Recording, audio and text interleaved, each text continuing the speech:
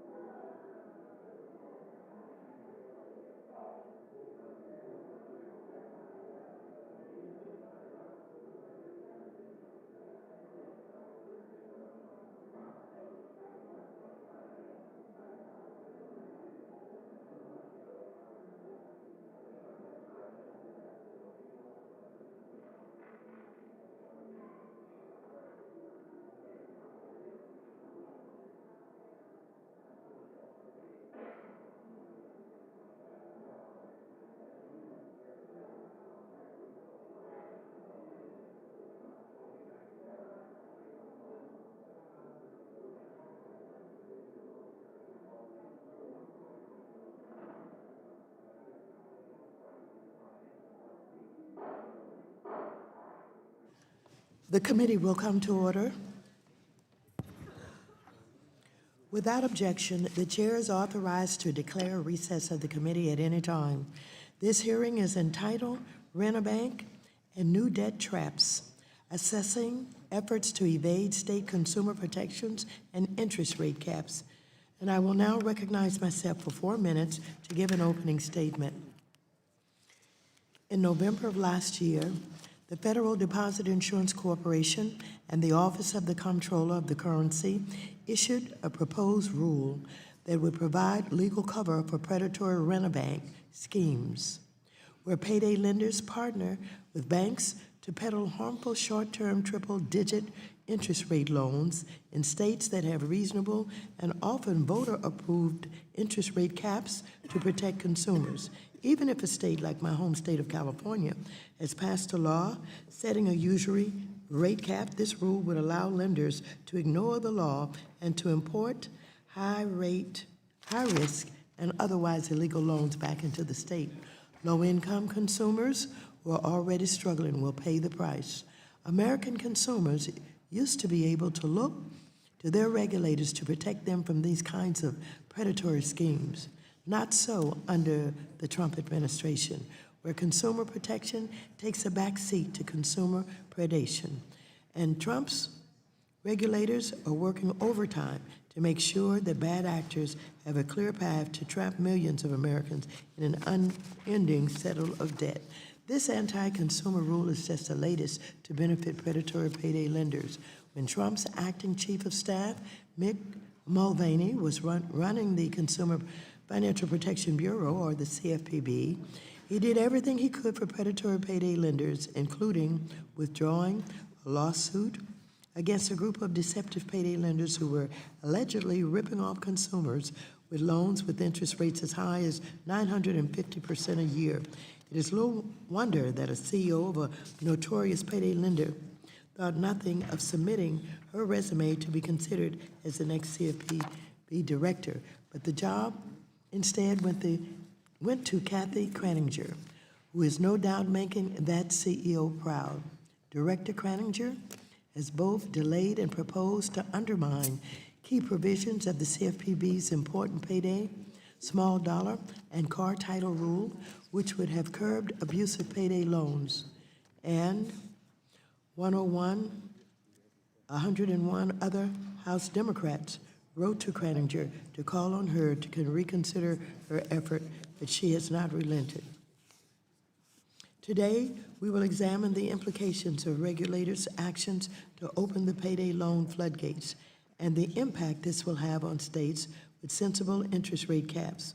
We will also discuss H.R. 5050, the Veterans and Consumers Fair Credit Act, Congressman Garcia's bipartisan bill to place a federal 36% annual percentage rate usury cap on payday loans and car title loans and extend the protections that active duty service members have under the Military Lending Act to all consumers across the country.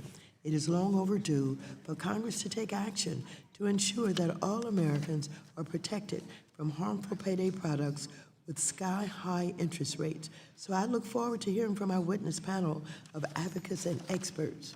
I now recognize the ranking member of the committee, the gentleman from North Carolina, Mr. McHenry, for 4 minutes.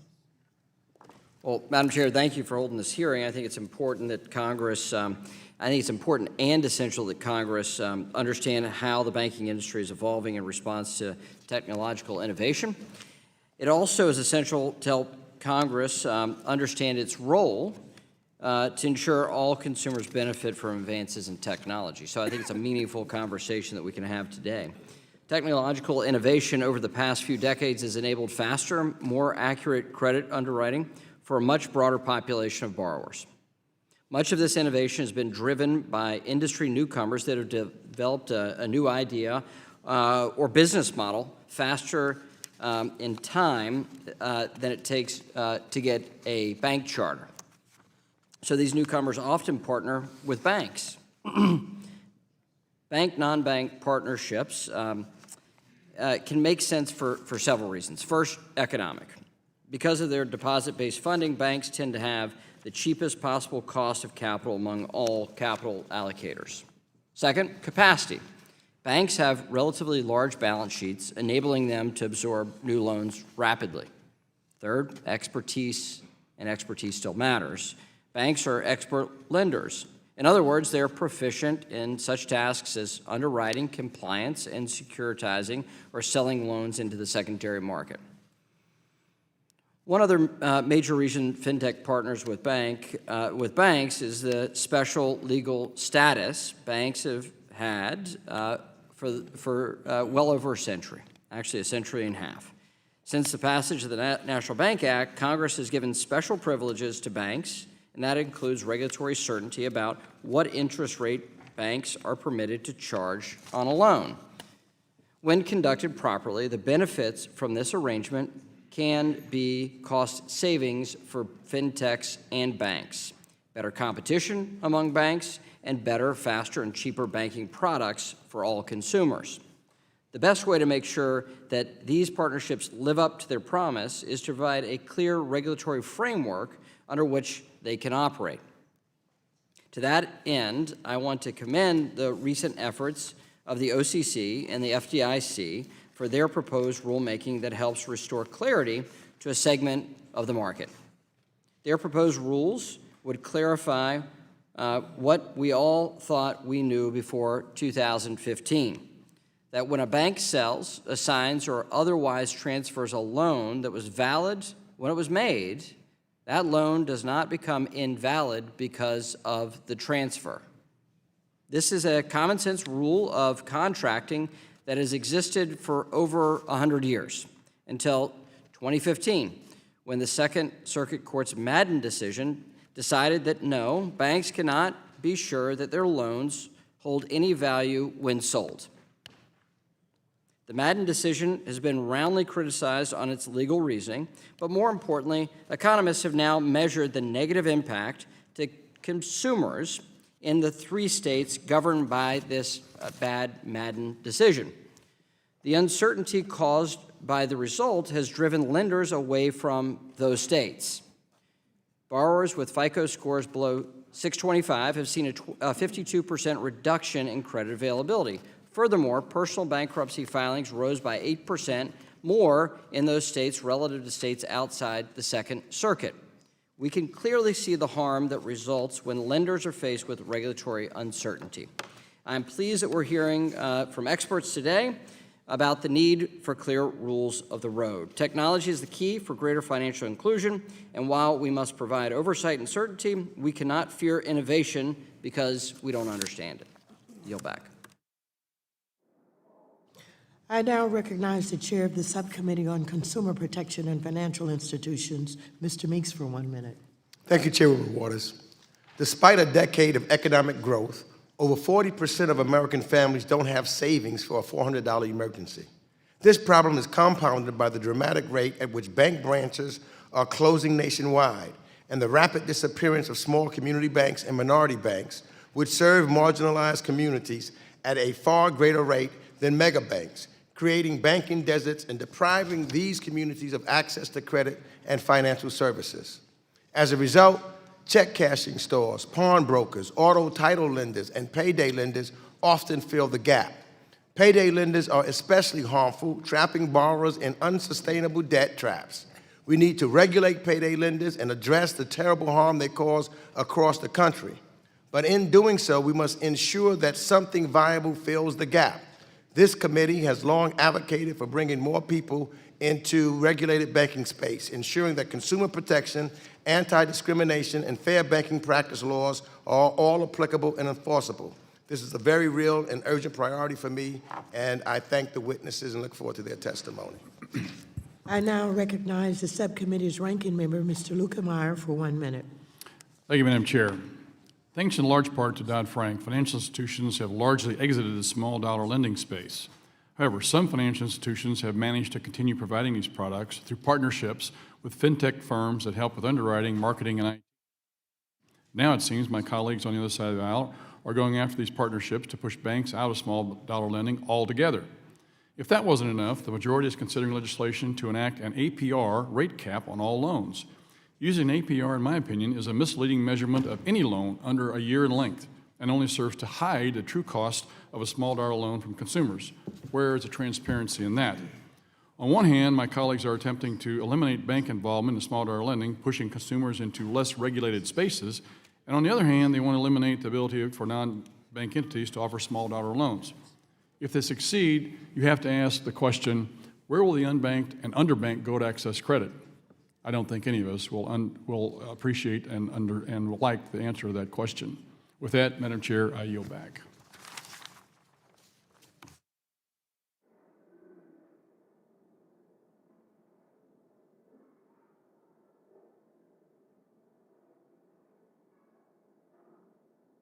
Okay.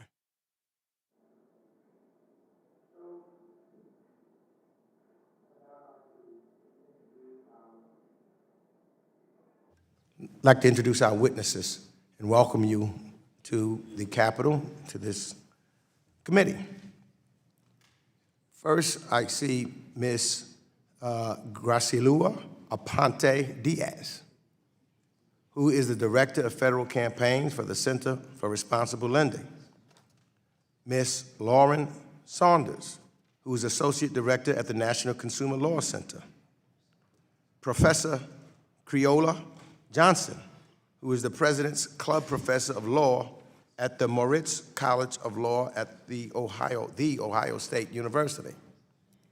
Assemblymember Monique Limon from the California State Assembly, who is serving as chair of the Banking and Finance Committee, and Brian Knight, Director and Senior Research Fellow, Program on Innovation and Governance at the Mercatus Center at George Mason University.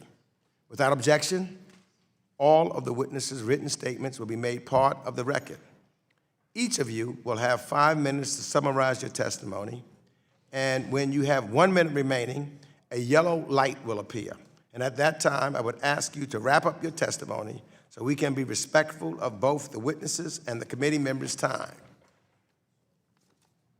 Ms. Diaz, you're now recognized for 5 minutes to present your oral testimony.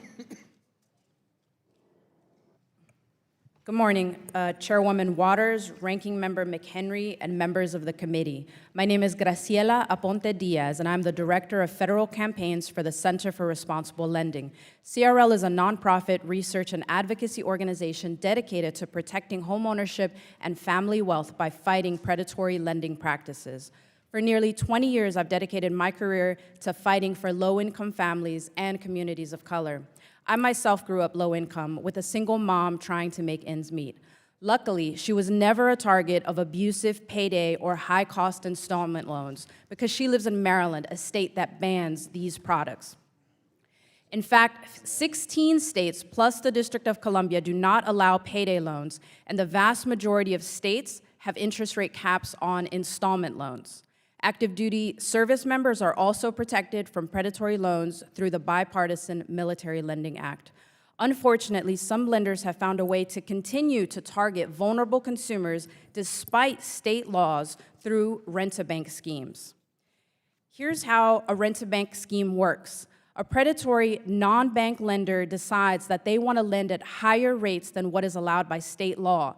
Frequently, loans of 100% APR or more, even in states that have a 36% interest rate cap or less.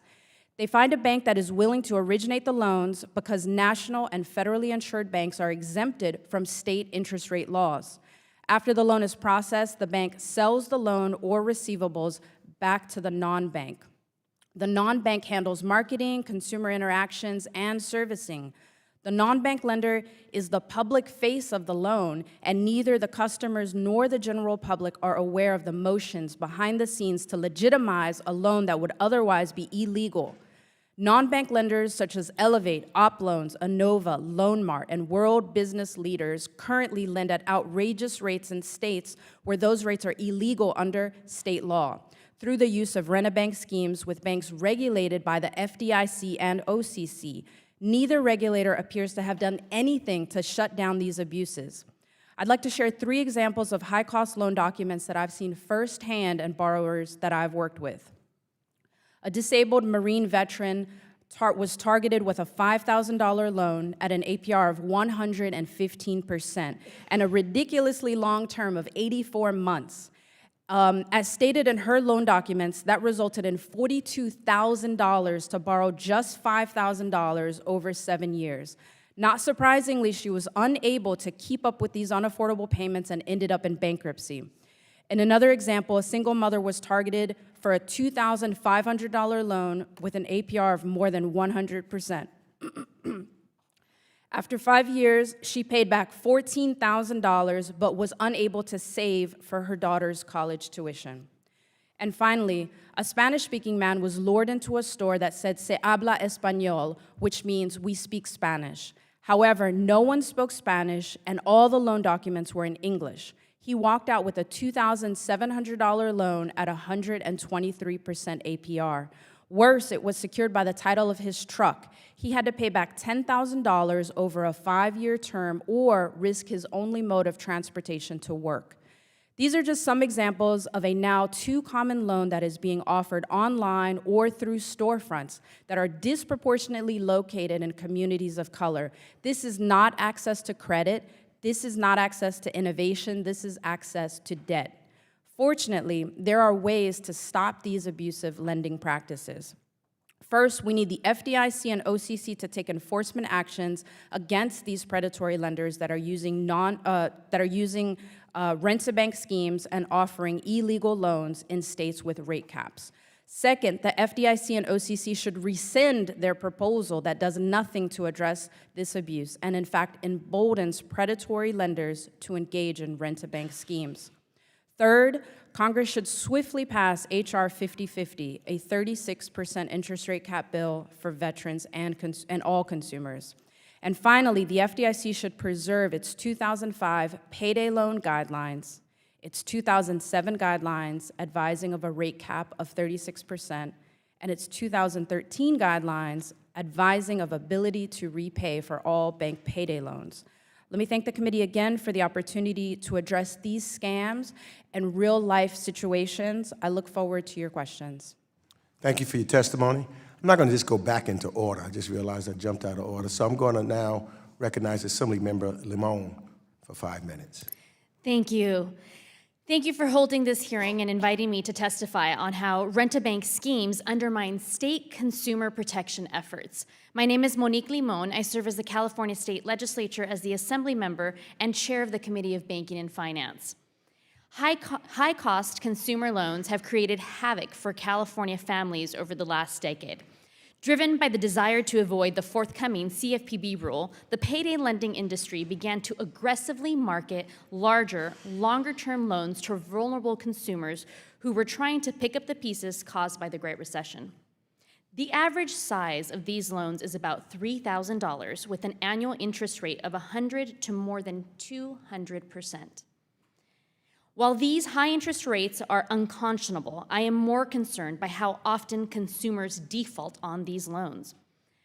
As we dug through the data, we found that more than 1/3 of borrowers could not repay their loans, representing more than 100,000 Californians each year. Failing to repay a loan exposes consumers to serious negative consequences like aggressive debt collection, ruined credit scores, vehicle repossessions, and even bankruptcy. While consumers try to find a way out of this turmoil, high-cost lenders are able to stay profitable because of their extremely high rates and fees that they charge. Over the past several years, the California legislature attempted to address this problem by establishing a ceiling on interest rates, similar to policies adopted by dozens of red and blue states across this country. It took us 3 years and 5 different bills before we found the right balance to keep responsible lenders in the market while also protecting consumers from high fees and defaults. Last year, I introduced a bill that caps rates on loans in the $2,500 to $10,000 range at 36% plus the federal funds rate. This bill received strong bipartisan support from a broad coalition of lenders, consumer groups, faith leaders, veteran organizations, and community groups across the state. On the strength of this coalition, the bill passed with broad support and was signed by law by our governor. In summary, the effort was thoughtful and deliberate. The legislature considered multiple options until we found the right balance. But now that the new law is in place, high-cost lenders are looking to exploit gaps and ambiguities in the administration of federal banking laws that would allow these lenders to evade state laws and continue with business as usual. When left unchecked, these rent-a-bank schemes perpetuate the system of misaligned incentives that allows lenders to profit even when many of their customers fall into default. Both the FDIC and OCC have stated that they do not support bank partnerships designed to evade state laws. But those agencies need to back up their words with actions. Until they act, there will continue to be a small number of banks and lenders who try to dodge state laws. Before I conclude, I want to be clear that I do not believe that all bank partnerships are bad. Bank partnerships that create products where the interests of borrowers and lenders are aligned can be a healthy part of the financial system. However, at the very least, bank partnerships must be limited to banks that follow the FDIC's 2007 guidance on offering affordable, small-dollar loans, which encourage banks to offer small-dollar credit with APRs that do not exceed 36%. The federal government has the ability to fix the problem of the rent-a-bank schemes with solutions that protect state sovereignty, protect consumers, and create fair and competitive credit market with all lenders playing by the same rules. Thank you for bringing attention to this issue. I am hopeful that Congress can work with the FDIC to ensure that a handful of supervised banks are not being used to undermine state consumer protection laws across this country. Thank you. She yields back. Thank you for your testimony. I now recognize Professor Johnson for 5 minutes. Good morning. I am Professor Creola Johnson at The Ohio State University College of Law. I was the first academic to write a law review article about payday lending. It was based on my research, which was funded by the university, where we actually took out payday loans. And what I discovered through this research of payday lenders surveyed in Franklin County, Ohio, is that they had two primary goals. First, to get the consumer to sign up for a loan without understanding the consequences of what they were signing up for, and to get the consumer on the hook to pay as long as possible at triple-digit interest rates. As has been mentioned, the rent-a-bank schemes are part of keeping consumers in the dark. The consumer goes to a physical store, interacts with a lender that is a non-bank entity, has no interactions at all with the bank that's in the background. As I put in my remarks, this is part of the overall mission of keeping people in the dark, keeping the consumer in the dark.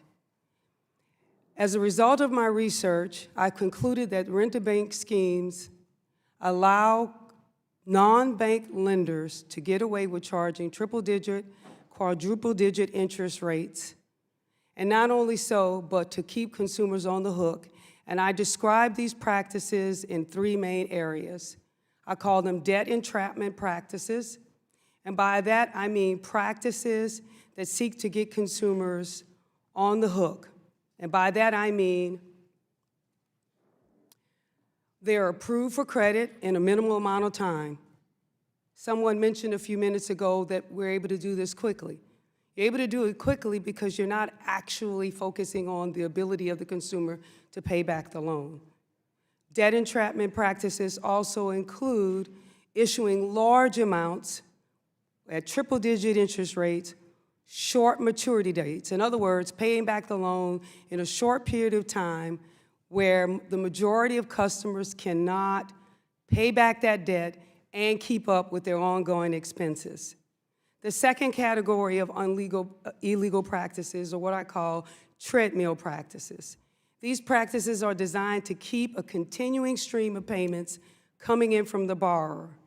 They include multiple rollovers, extending the loan date multiple times, back-to-back loan transactions, rapacious electronic debits to the consumer's bank accounts, and illegal garnishment of consumers' wages. Third, criminalization practices. These practices include making the consumer feel that they need to fear imminent arrest unless they comply with the non-bank lender's demands. These include threatening to prosecute consumers for crimes, filing police reports against them for criminal charges, misusing civil contempt proceedings to obtain arrest warrants against consumers. These three practices, debt entrapment, debt treadmill, and debt criminalization practices, are what non-bank lenders want to do. And they want to be able to hide behind the banks to perpetrate these practices. Let's keep in mind that these non-banks are not subject to regulatory oversight by the FDIC or the OCC. So they should not be able to get away with these practices by hiding behind the preemption doctrine. This is important for us to focus on not just new technology, but focus on protecting the state sovereignty, to protect consumers from usurious interest rates and these practices that I just spoke about, and to protect consumers based on all of these consumer protection laws in all 50 states and U.S. territories. And yes, we want to balance that with allowing for reasonably priced credit products for consumers, but they have to be balanced against the state sovereignty and state consumer protection laws. Thank you for allowing me to speak, and I look forward to your questions. Thank you for your testimony. Ms. Saunders, you're now recognized for 5 minutes. Thank you. Chairwoman Waters, Chairman Meeks, Ranking Member McHenry, and members of the committee, thank you for inviting me to testify today on behalf of the low-income clients of the National Consumer Law Center. Today, we are facing the biggest threat in decades to states' historic power to protect Americans from predatory lending, rent-a-bank lending. Interest rate limits are the simplest and most effective protection against predatory lending, strongly supported by American voters of all stripes. At the time of the American Revolution, every state had interest rate caps, and the vast majority still do today. For example, on a $500 6-month loan, 45 states and the District of Columbia limit the rate at a median of 37.5%. At the end of the 20th century, however, most banks were exempted from state rate caps, and rent-a-bank lending began as the latest in a long line of attempts to evade state usury laws. Short-term payday lenders first tried using rent-a-bank schemes 20 years ago, but the bank regulators shut them down.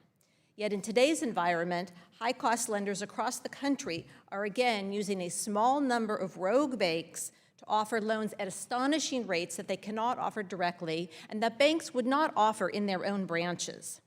My fellow witnesses have described some of the loans being offered to consumers. I'd like to focus on the rent-a-bank lender that the OCC and the FDIC are actively supporting, World Business Lenders. The FDIC and the OCC filed an amicus brief supporting World Business Lenders and its right to charge a Colorado business 120% on a $550,000 loan because the loan was originated by the Bank of Lake Mills and then assigned back to World Business Lenders, the same bank, by the way, that the FDIC had sanctioned for targeting our service members. We have discovered several cases involving similar facts. World Business Lenders or its agent approaches a small business and offers a loan. The paperwork shows that the loan comes from an FDIC-supervised bank, Bank of Lake Mills or Liberty Bank, or OCC-supervised Axos Bank. But the bank quickly assigns the loan back to World Business Lenders. These loans, ranging from $20,000 to $400,000, are secured by a mortgage on the home of the small business owner at astonishing rates. 72% for a general contractor in Florida, 73% for a New York owner of a medical supply company, 92% APR for a couple in Massachusetts. Many of these small business owners are facing foreclosure, like a realtor in New York who was buried by a $90,000 mortgage at 138% APR. Many states prohibit these rates on second mortgages by non-bank lenders.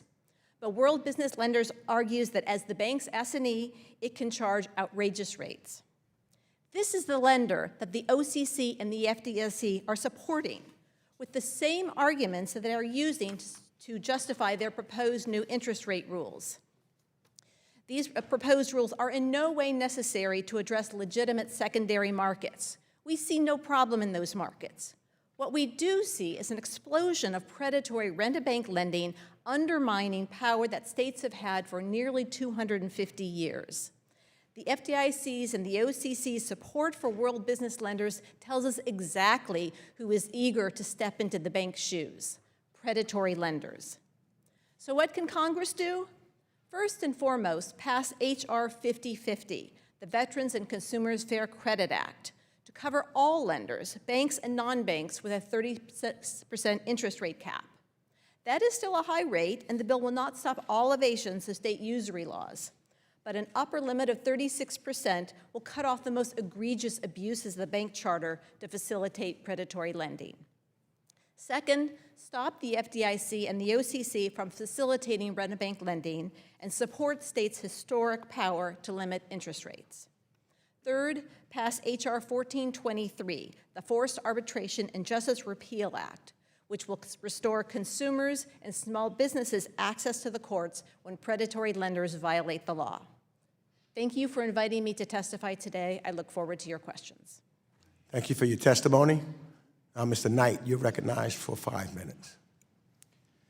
Thank you. Thank you. Good morning, Chairwoman Waters, Subcommittee Chair Meeks, Ranking Member McHenry, and members of the committee.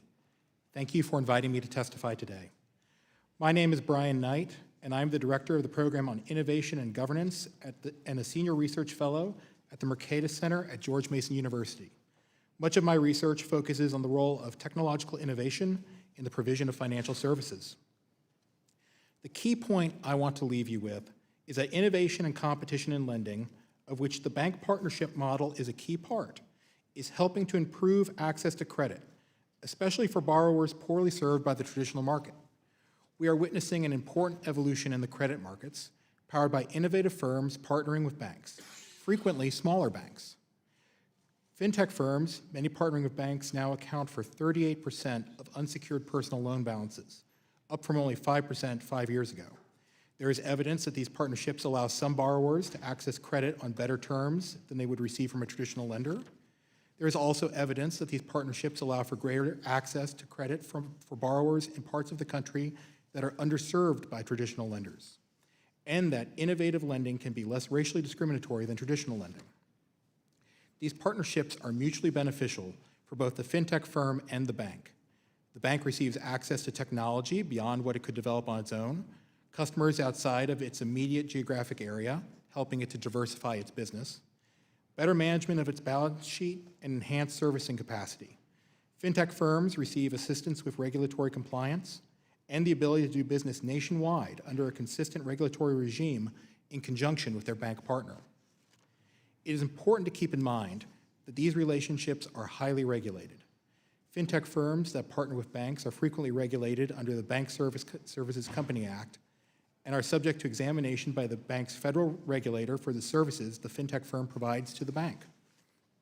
Additionally, the fintech partner is frequently subject to examination by a state bank regulator if the partner bank is state chartered, and is covered by consumer protection laws enforced by the Consumer Financial Protection Bureau and the Federal Trade Commission. Likewise, the bank is accountable for the actions of its fintech partner taken in furtherance of that partnership. Bank regulators have shown themselves to be willing and able to police bank partnerships and hold both banks and their partners accountable for bad acts. While these partnerships between banks and innovative technology companies have displayed significant promise, they have been threatened by recent litigation that has disrupted long-settled expectations. In the case of Madden versus Midland Funding, the United States Court of Appeals for the Second Circuit held that New York law governed a loan that was originally issued validly by a bank under Delaware law, and therefore the loan was usurious when it was sold to a debt collector after default. In effect, the court held that the legality of a validly made loan could change depending on who held it after it was made, even if the terms of the loan itself did not change. This holding has been criticized as an incorrect interpretation of the law by the Federal Deposit Insurance Corporation, the Office of the Comptroller of the Currency, and the Obama administration's Solicitor General. While this case does not directly deal with the type of bank partnership at the heart of innovative lending, it appears to have had a significant and negative impact on credit markets because it calls into question the ability of banks to sell their loans to fintech partners.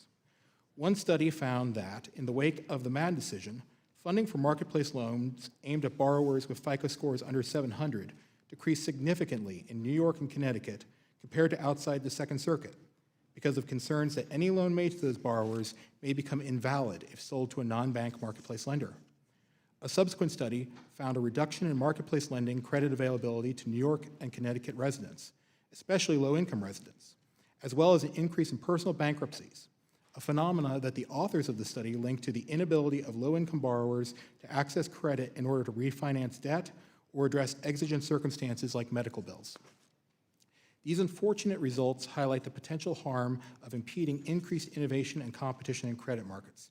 Consumer protection is essential, but denying consumers access to credit does not necessarily protect them because it does not remove the underlying issues motivating the need for credit. Rather, allowing more innovation and competition in credit markets, especially to those insufficiently served by traditional products, presents a better path to what we all want, a credit market that allows consumers to make informed choices that best serve their needs. Thank you again for the opportunity to testify, and I look forward to your questions. Thank you, and thank all of the witnesses for their testimony. I now recognize myself for 5 minutes.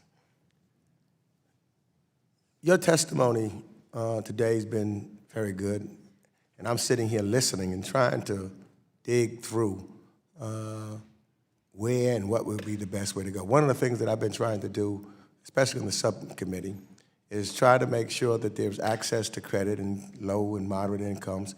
And we have found to a large degree that that came from minority MDIs, minority depository institutions.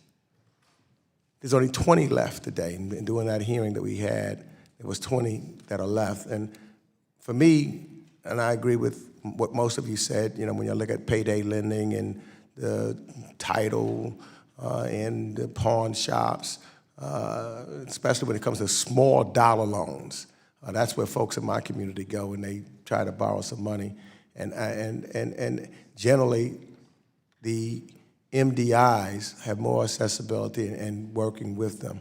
When they testified here, they said that it may be better for them to have partnerships, especially with dealing with technology. So my question will go to Ms.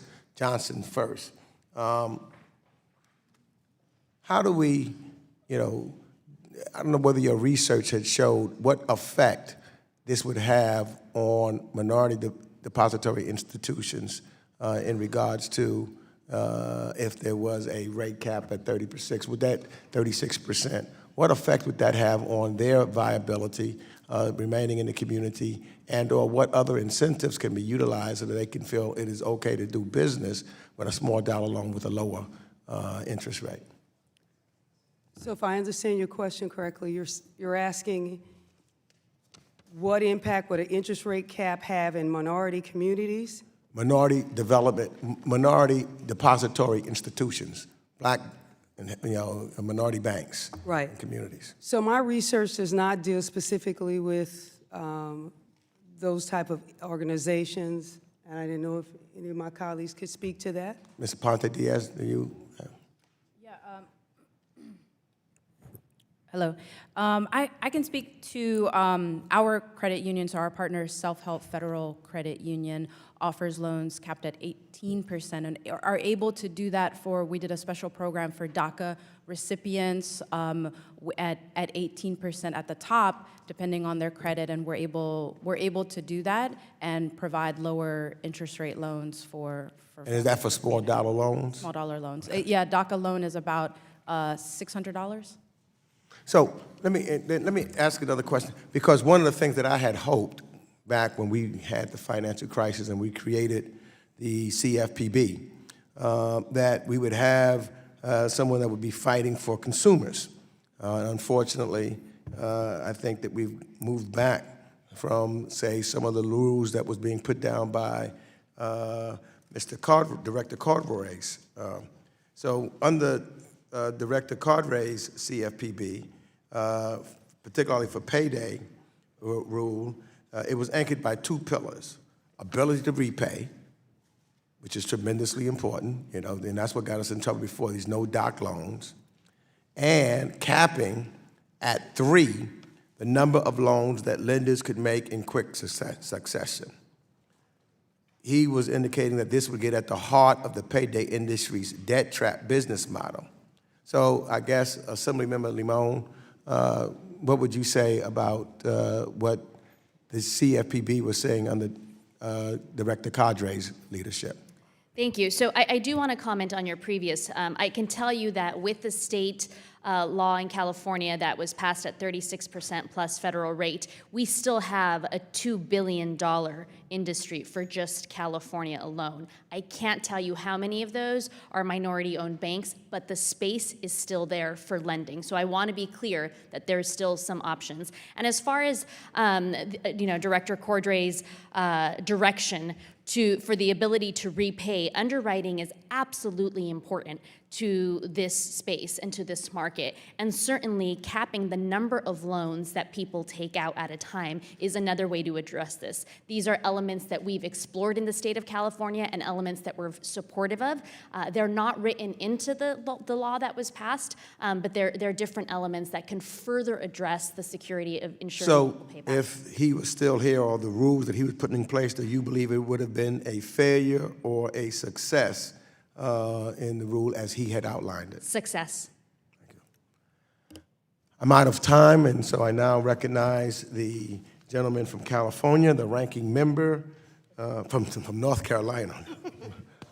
Very different. We're getting You some gave him a California promotion. jobs, Mr. though. McHenry. So we're getting some California jobs, though, so grateful for that.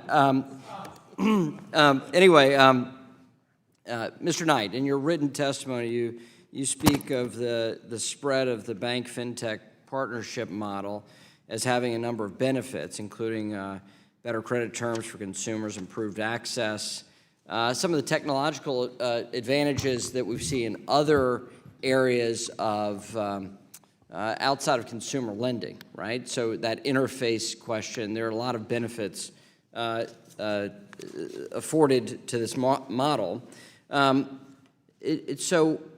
But looking at this, in 2015, the Second Circuit had a ruling in Madden versus Midland that a loan to a New York resident was valid when it was made by a bank became invalid once it was sold by the bank to a non-bank third party, right? So this came as a surprise to many. Why?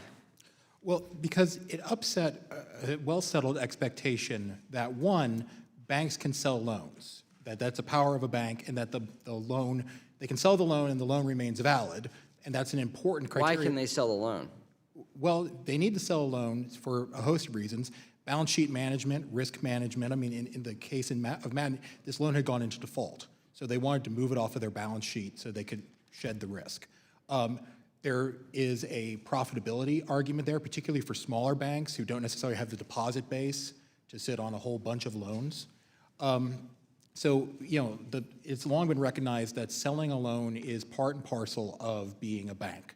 And then, so that's the ability to sell the loan as a bank prong. The second prong, which the Second Circuit really didn't deal with, is the common law of valid when made doctrine, which generally says that a loan, if it's valid when it's made, does not become usurious because of a downstream transaction. Okay, so is that a payday issue, a payday lending issue of valid when made? Is that all this is about? No. Okay. This applies To every loan? every loan. Okay. And a loan is an asset on a bank's balance sheet. correct. Right. So the issue of valid when made is how old? How long standing is this practice? Well, so, I mean, the early 19th century court cases refer to it as this longstanding maxim. So I don't know how far back it goes. So how does this strike the banking system if this becomes the national norm? Well, it could severely limit the ability of a bank to sell a loan, because under the logic of the Madden decision, the bank could only sell the loan and have it remain valid if the recipient could have made that loan themselves. And so in that case, you basically have banks selling to other banks, and not just any bank. It would have to be a bank that under that bank's home state law could have made that loan, which means, one, you can't move that risk outside the banking system. You're just trading it among banks. And two, that significantly diminishes the ability of a bank to sell a loan at what should be its appropriate market value. Okay. So, but this issue gets conflated with a number of issues that are hotly litigated across states. Is that not the case? Right. Valid when made's been conflated with the ability of a bank to sell a loan statutorily, and it's been conflated with the true lender doctrine. And they're all related, but they're also all distinct. Okay, true lender. What is true lender? So true lender, so valid when made is about what happens to the loan after it's sold, because if the loan isn't valid in the first place, valid when made doesn't apply. True lender is a emerging doctrine that even if the bank technically makes a loan, it's not considered the true lender under certain circumstances by some courts. And the emerging doctrine is a predominant economic interest test. So if the bank does not have the predominant economic interest test in the loan when the loan is made or shortly thereafter, some courts will say, well, then bank, you weren't the true lender. The party that has the predominant economic interest was in fact the true lender, and so we will look to see if that party could have made the loan valid. Okay, so resolving this issue of valid when made is distinct from true lender. Yes, it is. Okay. And to this end, what we've seen at the Second Circuit jurisdictions of New York, Connecticut, and Vermont is the availability of credit has gone down. We've seen rates go up, and it's had a negative effect on consumers. And that is according to the Stanford, Columbia, and Fordham study of this. Is that correct? Both that study and a subsequent study. Thank you. Yield back. Gentleman's time has expired. I now recognize the gentleman from California this time, Mr. Sherman, who is also the chair for the Subcommittee on Investor Protection, Entrepreneurship, and Capital Markets. You're now recognized for 5 minutes. Thank you. It's interesting to see the argument made that if fewer payday loans are made, consumers are hurt. That jumps to a conclusion. But the fact is that the wages are too damn low. People often are knowledgeable but poor. What are you going to do? Sell your truck, rely on overdraft protection, fall behind on your rent, or go to one of these payday loans or similar loans. APR, I don't think, is the best way to evaluate the cost of short-term loans. I think the minority made that point. For example, I pay a $2 fee to use a particular ATM. If I spent 15 minutes extra time, I could go to my own bank's ATM. So I'm borrowing the money for $200 for 15 minutes, paying $2 to do that. That's about 100,000% interest. It's not because the bank is getting a fair fee. The owner of the machine's getting a fair fee. They got to have the machine there. They're entitled to what I think is a fair fee to save me from having to wait for my money for another 15 minutes. The position of the OCC seems outrageous when they say that they can adopt any regulation to facilitate banks' ability to operate across state lines. I'll throw out one example. Are we going to have a position where if a bank makes a loan on a piece of real estate, that state and local law can't change the zoning of that real estate, because that would hurt the bank? And then if a bank ever were to make a loan, then forever that property would be exempt from downzoning. The OCC is taking an outrageous position on this, but they want us to listen to them on LIBOR and other issues. The OCC's position is, well, If you're a bank, you're not going to be subject to state and local regulation to protect consumers, and we're going to make sure that there's no federal protection for consumers. And no matter, you know, and if you engage in a business practice to roll over the loan 26 times a year, year after year, well, that's just fine as long as a bank is involved and is making some money, and we're facilitating banks and making banks more profitable. Let me ask my own California Assembly member. We've taken some real actions in California. What do people do when they need money to pay to keep the lights on? People still have access to credit. As I mentioned, there is still a $2 billion credit space in California under the rate cap. Is that $2 billion of all consumer loans, or how do you For define? small dollar lending. Small dollar lending, not credit cards. Small dollar lending. And when you say small, you mean under 5,000, under 2,000, under what? Under 10,000. Under 10,000. A lot of a lot of people. What about? Is there space there for people who need to borrow 500? Because I'd hate to borrow 5,000 if I need 500. Under 10,000 includes the 500. Yeah, the but is there a space. vibrant industry in California where I can get a $500 loan if I don't need a $10,000 loan? There is an industry. And regrettably, the industry at this moment for 300 and under and above, if it's under the 36%, it's a very healthy one. We haven't done anything about addressing payday proper. The bill that we've passed in California is about the $2,500 to $10,000 space, which is the highest used product, the highest growing product in the state of California. I would point out to my colleagues that it looks like OCC wants to push this reg through, but a provision on an appropriations bill preventing them from doing that would be the best way to make sure that we don't have a situation as we do today, that there's no federal regulation and an agency dedicated to making more money for banks is going to allow them to evade California law and other law. It'd be one thing if OCC was applying this after we in Congress consider the Garcia bill and others and have reasonable federal rules. Then the OCC would be saying, well, you're a bank, that means national use. But to have a zero consumer protection rule for everything in small dollar shows that the OCC needs to be reined in, hopefully by a provision on the appropriations bill. I'll yield back. Gentleman's time has expired. I now recognize the gentlewoman from Missouri, Ms. Wagner, for 5 minutes. I thank the chair.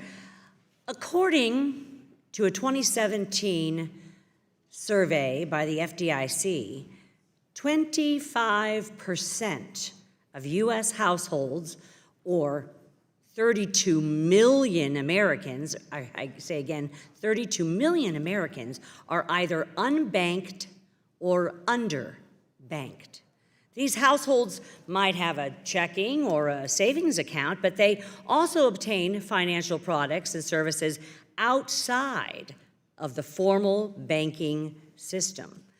A minority of these households do not even have a bank account with an insured institution.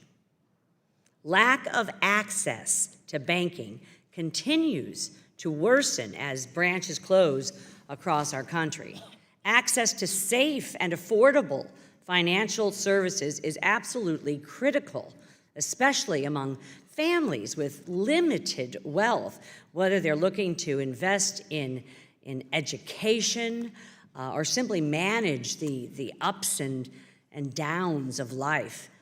Mr. Knight, in your testimony, you stated that the bank partnership model allows for greater access to credit for borrowers in parts of the country that are underserved by traditional lenders. Could you please elaborate more on how these partnerships help those without access to mainstream banking services? Absolutely. Thank you for that question, ma'am. So, based upon the research I've seen, where the partnerships bear fruit is that a relatively modest-sized bank that could never make the sort of financial commitment to build out their technology on their own is able to partner with a technology firm that is able to put forward a internet platform that can penetrate just about anywhere, particularly with the increasing penetration of the internet and smart devices. And that enables borrowers who are in areas where maybe banks have retrenched or are otherwise underserved to access relatively high-quality credit over the internet, who couldn't necessarily do that via a traditional bank branch model. And so that allows your modest-sized bank, who's good at banking but not so great at technology and scope, to partner with a fintech company that's great at technology and scope and not a bank, and it's two great tastes that often taste great together. So you've given us kind of the outline of how the pieces put together in terms of this bank partnership. How does the actual constituent benefit? How does this model work for them, those that are in fact underserved in so many of these communities? Well, so first, it gives them more options and more potential lenders competing for their business. And so competition has been shown to frequently drive down prices in credit. Drives down prices in Yes. credit. Mm-hmm. You will also see, and there is evidence that many of these firms are using innovative underwriting to better serve groups that are not necessarily well served by your traditional FICO-based underwriting model. So for those groups, they will see better underwriting that is both more accurate and also frequently cheaper. Then they have ease of access and convenience, and then it can often be relatively quick to access these loans. So they can get that money when they need it expeditiously for the, as I call them, the ups and downs of life. That's correct, and you know, an example from the small business space is that one of the things that these small business loans, and to be completely clear, on the small business side, these loans are often more expensive than a small business bank loan. But a lot of these businesses could not get a small business bank loan because they need less money, and the bank would take much, much longer to approve the loan, so they're paying for convenience and a right-sized loan. In my limited time, is it possible for banks to evade state law if they have bank preemption? No, they're operating on the basis of federal law, and Congress has made a choice to grant both state and federal banks certain authorities.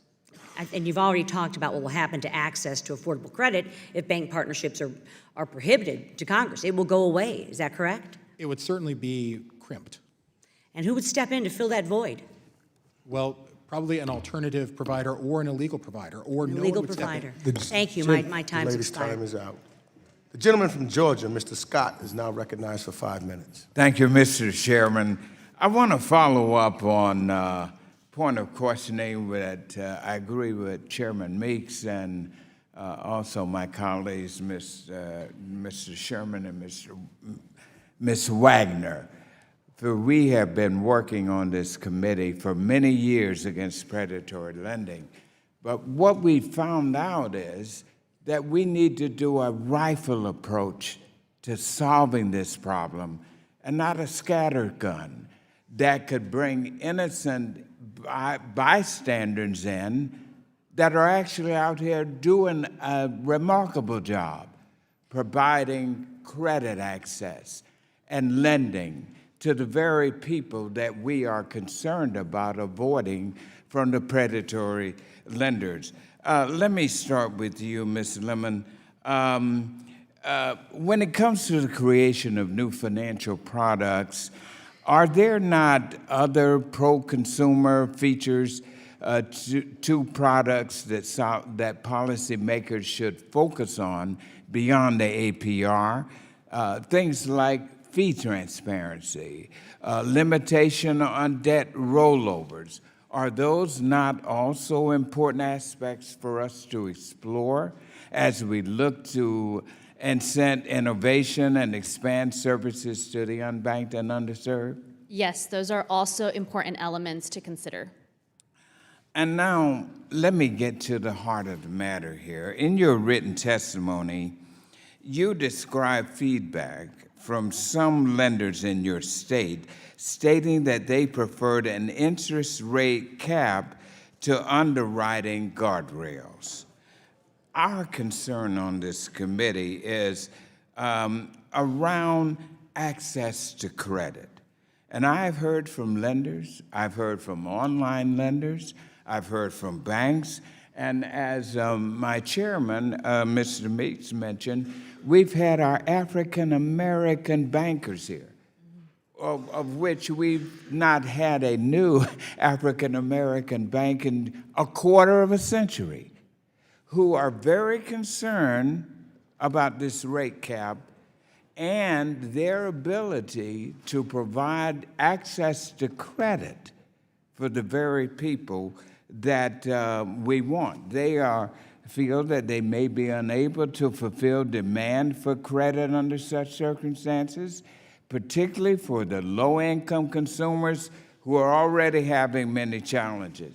I call your attention to a 2018 study by the World Bank that found that binding interest rate caps below market values can reduce overall credit supply. I'm sure you may be familiar with that. A separate study looking at the experience in Chile found that the impact was felt most profoundly by the youngest, least educated, and poorest families, the very families that you and I both are concerned about. And also, let me add this, because of the underwriting costs are strained by the rate cap, the lender must make larger loans in order to make the loan profitable. This means that consumers may take out a larger loan than they need, which can place our consumers in a financially precarious position. And the rate cap extends broadly to most types of credit and is not narrowly targeted. That's our concern, to the payday lenders. And rate caps cause a loss of credit availability, particularly for non-prime, subprime consumers who pose greater risk at the default. And this is because the lender cannot afford to offset the underwriting costs due to the rate cap. So all I'm saying is that we can't dismiss these concerns. We got to deal with them. So what I want to kind of hear from you, Ms. Lemon, on this, what information did you have prior to passing your law that led you to believe the rate cap would not restrict access to credit? The very principle of our law is that high interest rates caused higher defaults for the very same families that we are trying to serve. And so that is a concern. We saw over 20,000 Californians have a car repossessed, and over 100,000 Californians go into default because of these loans. And The gentleman's time has expired. All right. On 007. Thank you, sir. The gentleman from Florida, Mr. Posey, is recognized for 5 minutes. Well, thank you, Chairman. Our topic today illustrates one of the great paradoxes of regulation. On the one hand, governments have sought to regulate prices to protect consumers, only to find out that doing that restricts the supply of the good or service and actually hurts those they seek to protect. And, you know, in an everyday perspective, I mean, a lot of consumers would jump for joy if Congress passed a law that said you couldn't charge over $1 a gallon for gasoline. A lot of people would be real excited and say you really did the right thing. But we know what would happen, don't we? You would have zero gasoline. And so, you know, is it better to pay more than $1 for a gallon of gasoline or not have any gasoline? In that regard, I ask unanimous consent to enter into the record a 1970 Newsweek article by the late Milton Friedman entitled Defense of Usury. There are two more items that I'd... Without objection. Thank you, Chairman. There are two more items I'd like to put in the record. The first is Rolf Nugent's classic paper that appeared in a Harvard Business Review in 1930 that showed how half percentage reductions in maximum interest rates across 3 states was correlated with funding for small loan needs of low-income people and the unfortunate growth in bootleg lenders. Without objection. Thank you, Chairman. And finally, a 1975 paper from the Florida State University Law Review that details the history of small loan regulation in Florida. This paper details the ways the market innovators got around rate ceilings. The articles will help remind us that regulating small dollar loans have a wide range of unintended consequences, including denying many low-income people the loans that they need. These papers also underscore another important aspect of our hearing, and that's regulatory arbitrage. Interest rate caps in one or more states make incentives for market lenders to innovate to make loans to residents of those states who need them. They have done this in partnership with banks in other states. Mr. Knight, what role do small dollar lenders or loans play in our economy? Do they provide essential financial services? Yeah, so small dollar credit can provide essential financial services for borrowers. There's definitely evidence. I should say that for small dollar credit, particularly say storefront payday, the economic evidence is mixed as to whether or not access is a good thing or a bad thing, but it's pretty clear that for at least some borrowers, it can be absolutely essential. Okay. I believe that the regulation of interest rates, as I mentioned, is a real paradox. And some states seek to protect consumers, and they make money unavailable to them, unfortunately. This two-edged sword is difficult to balance sometimes. And so, which aspects do you believe is more important, protecting from high interest rates or protecting from credit scarcity? I believe that protecting from credit scarcity is frequently more important. I believe that in a functioning, competitive, and well-regulated market, I mean, there is definitely a role for regulation to play, consumers should be able to access credit and that they will be able to address their credit needs because frequently they're accessing credit to avoid a greater harm. There's always the option to not take a loan, but if you're taking a loan to avoid a greater harm, that loan should be available to you. The CFPB has delayed the ability to repay or mandatory underwriting provisions until November. CFPB originally proposed to rescind the entire rule. Can you evaluate the underwriting provisions in terms of its benefits, costs, and impact on consumer credit availability? Sir, I'm afraid I cannot do that. I have not done a sufficient study of that to have an informed opinion. Okay. In fairness, lady on the front end from California, do you want to respond? I'm sorry, can you repeat the question that you'd like me to respond to? Yeah.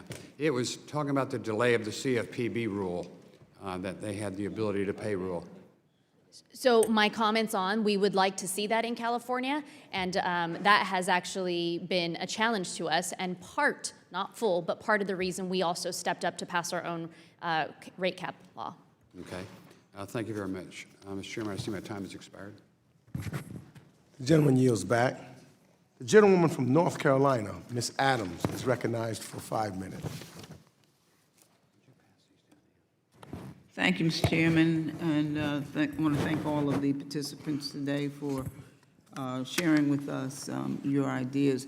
Let me first of all ask Chair Limon.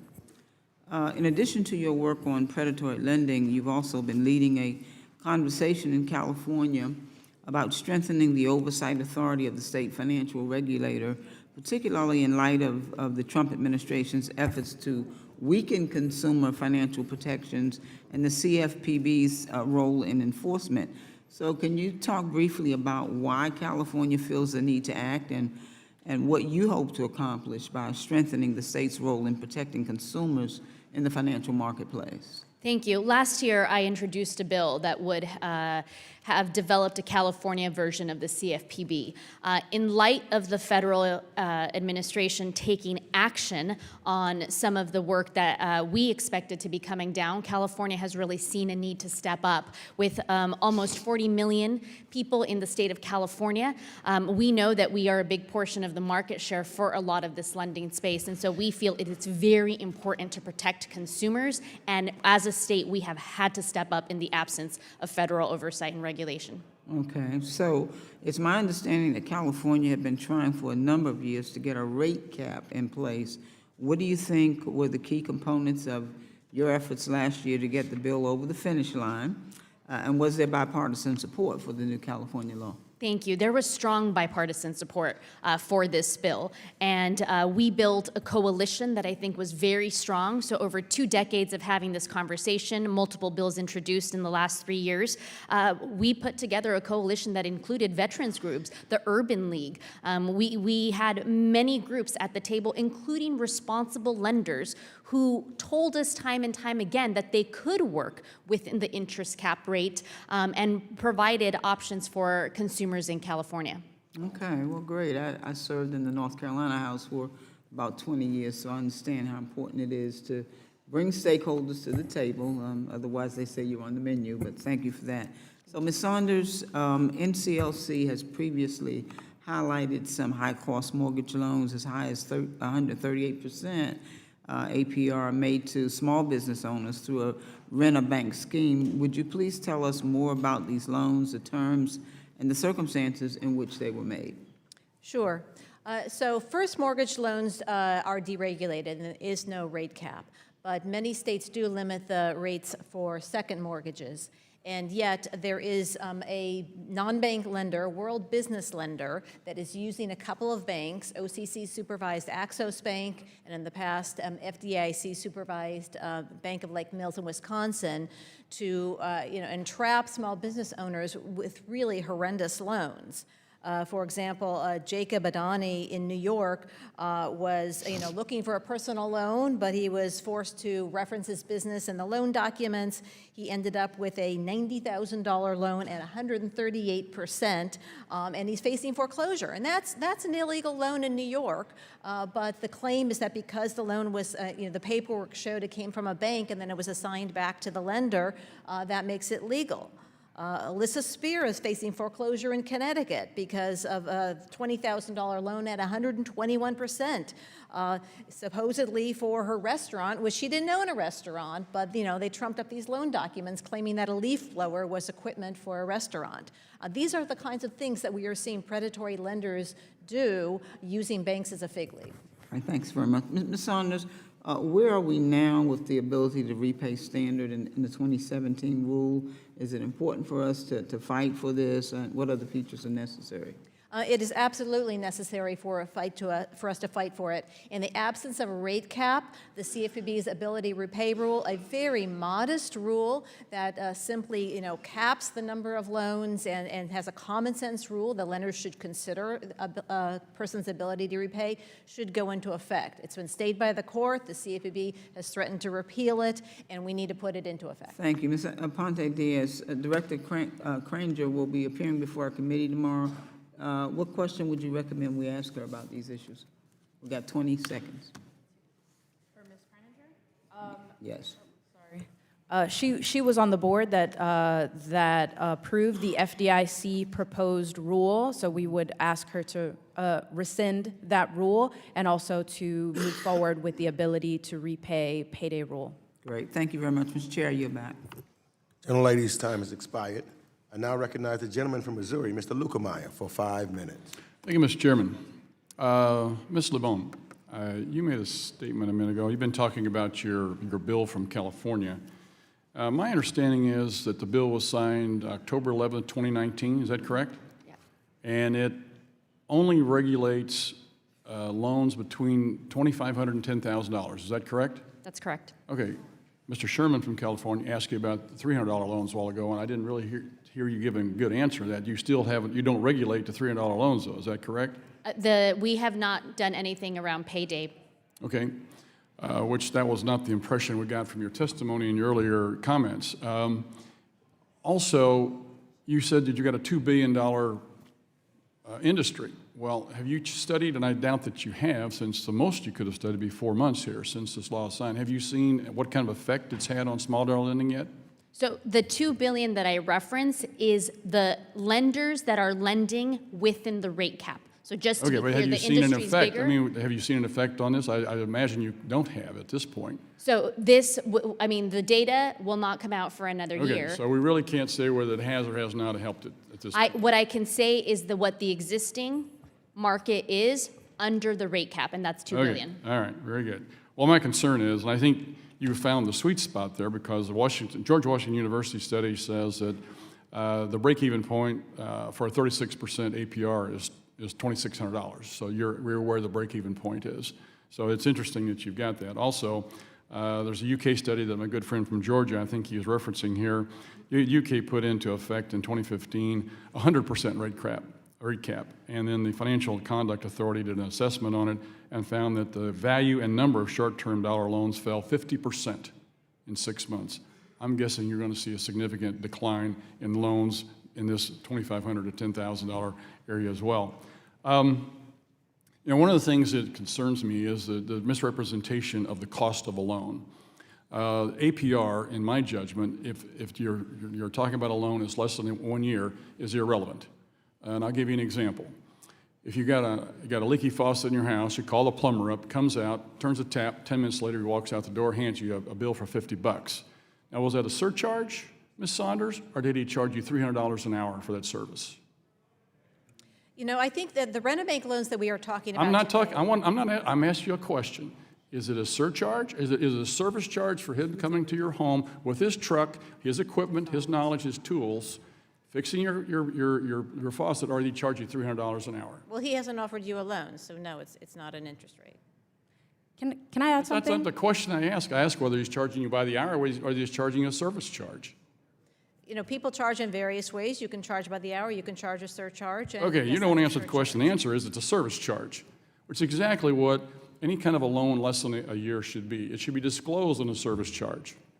I would argue that you're hiding the true cost of a loan by hiding behind an APR because that customer doesn't know what the true cost of it is. If it's $5 $100, $10 $100, $20 $100, whatever it is, if you don't disclose that in a way they can understand, they'll never know. Who knows what a 200% rate? Let me give you an example. You got a $400 loan, which is the average that most people can't afford cover anymore. And if you charge them $20, you guys know off the top of your head what kind of interest rate that would be? It depends on how long it's been. Over 14 days, 2 weeks. That's the normal rate. $20 for a $400 loan? Yeah, 14 days. You know, on pressure, I can't do the math. I Okay, can it's tell you 120 that it's- 15 for 100 Okay, is it's 120%. 91. Okay, it's 120%. Okay. A while ago, we just established that the average is going to cost you $35. So here we have a loan that's below the cost. You think they're going to make that loan if it's below the cost? You know, what they'll probably do is make a better loan that's a longer-term loan that gives you time to pay it back. No, the in customer doesn't want installments to, see, that's the problem that you're getting into here. You're trying to drag them into something different. The customer just walks in, wants a $14 loan until he gets payday. And I'll show you here in just a minute, there's a reason for this. And if you only use that amount of money, that's all you want, why should you drag the customer into something they don't want? That's my concern. APRs give people the ability to compare the same amount of money. APRs in the same hide the amount true of cost time. of the loan. I would argue that till hell. And I would argue the other way around because it's usually 10 Professor loans. Johnson, I've just got a comment for you before we end my testimony here. You're talking about having gone out and surveyed some different payday loan institutions. I would recommend to you for reading The Unbanking of America by Lisa Servan.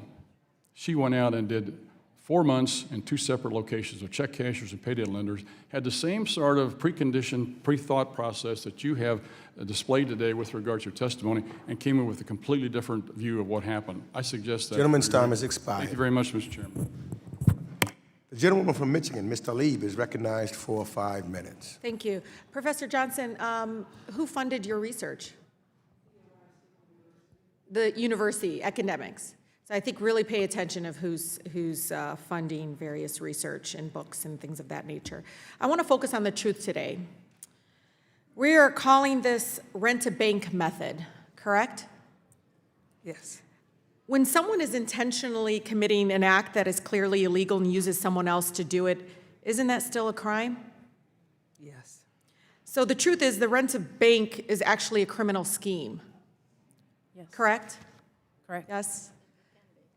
Do you not agree, Mr. Knight? So it depends on the nature of the interaction. Got it. So I don't want to give you a hey, misleading answer. That's A okay. lawsuit filed I by- will make sure to tell my son that hiding behind someone else when it's actually a crime, he is part of the crime. He is still part of a criminal scheme if he does that. So you can all continue to say it depends, but the truth is you have state law that is being circumvented by these banks that are really targeting the most vulnerable communities, people that we represent. We're not here representing, the banks and big corporations. We're elected by people, not them. On December 5th and 6th, the federal FIDC chairwoman McWilliams had testified before various committees and was asked several questions about FDIC supervised banks that are helping high-cost lenders evade state interest, these terminologies, really to commit crimes, to basically sit back and watch them do it. Whether or not their proposal that they submitted encourages those criminal schemes. I specifically asked the chairwoman about these criminal schemes happening in my state and where we have really strong interest caps. And it's really important. We have a huge amount of working class, middle class families that are being targeted. But Chairwoman McWilliams said the agency, quote, frowns upon arrangements between banks and non-bank lenders for the sole purpose of evading state law. Great. Let's see that in action, right? So, Ms. Aponte Diaz, does this satisfy your concerns about this so-called, rent-a-bank criminal scheme is what I'm going to be calling it because that's the truth? Absolutely not. It's been lip service to date. There have been no enforcement actions on these rent-a-bank schemes from the FDIC, and the proposed rule actually is going to embolden predatory lenders to enter into more rent-a-bank schemes.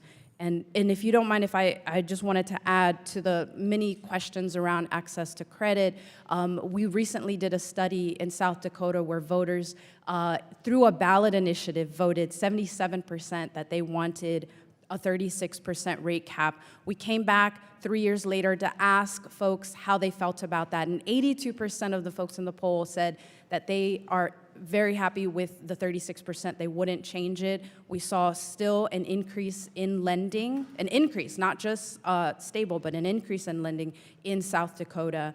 And so I just wanted to add that as well. No, and I think, Ms. Moten-Diaz, we can do a lot of polling and surveys that seem not to matter here. And it's the truth. That seems to me this lack of sense of urgency of trying to help middle-class families not become targets of these criminal schemes. It may be corporations, it may be folks, but I'll tell you, my residents, they get labeled these kinds of really awful, names and so forth and kind of brushing them off. But boy, if it's a corporation, a CEO, a bank, a predatory lender, it seems like we kind of give them a pass. And I feel very strongly about this. Do you think FDIC's McWilliams is being straight with Congress about the criminal rent-a-bank scheme when I believe it was, quote, it's up to states to decide what the rate caps are appropriate, if any, or whether or not the states want to opt out of that ability of the interest rates to be preserved when out-of-state entity purchases the loan product. There's a lot of stuff here, but it's because, you know this, the Utah bank, say Utah bank could simply claim that the loan was made in Utah because that's where the charges are imposed, payment is sent, but it's really in the fine print of the contract. It literally is on paper that they're circumventing the law. It's like, look, it's blatantly in your face, a criminal scheme. Yeah. What more can we do? Because it's very obvious that's exactly what's happening. Yeah. No, the chairwoman McWilliams mentioned this opt-out, but states should not have to opt out. California spent 3 years through the democratic process. Yes. Colorado, South Dakota through the ballot initiative. We should not have to go through these extra steps. The FDIC should step up. It undermines. The gentlelady's time has expired. Thank you, Chairman. Thank you. The gentleman from Kentucky, Mr. Barr, is now recognized for 5 minutes. Thank you. I'm stunned. I've never heard interest rate preemption that's specifically authorized under federal law, the National Banking Act, and the Federal Deposit Insurance Act ever described as a criminal scheme. But nevertheless, I learn something new every day here. Mr. Knight, Many of the other witnesses here today have offered this narrative that banks and these partnerships are merely passive participants who allow bad actors to use their charters to prey on consumers. The title of this hearing, in fact, suggests that banks play no significant role in these partnerships. But in reality, the relationships we're discussing today are genuinely innovative partnerships that allow banks to provide access to credit to portions of the population previously underserved by financial institutions or stuck with predatory payday lenders, check cashing businesses, or pawn shops. In many cases, banks provide significant value to both their partners and the consumers, including by developing underwriting standards, retaining a portion of the risk on their books, and maintaining high standards of customer service.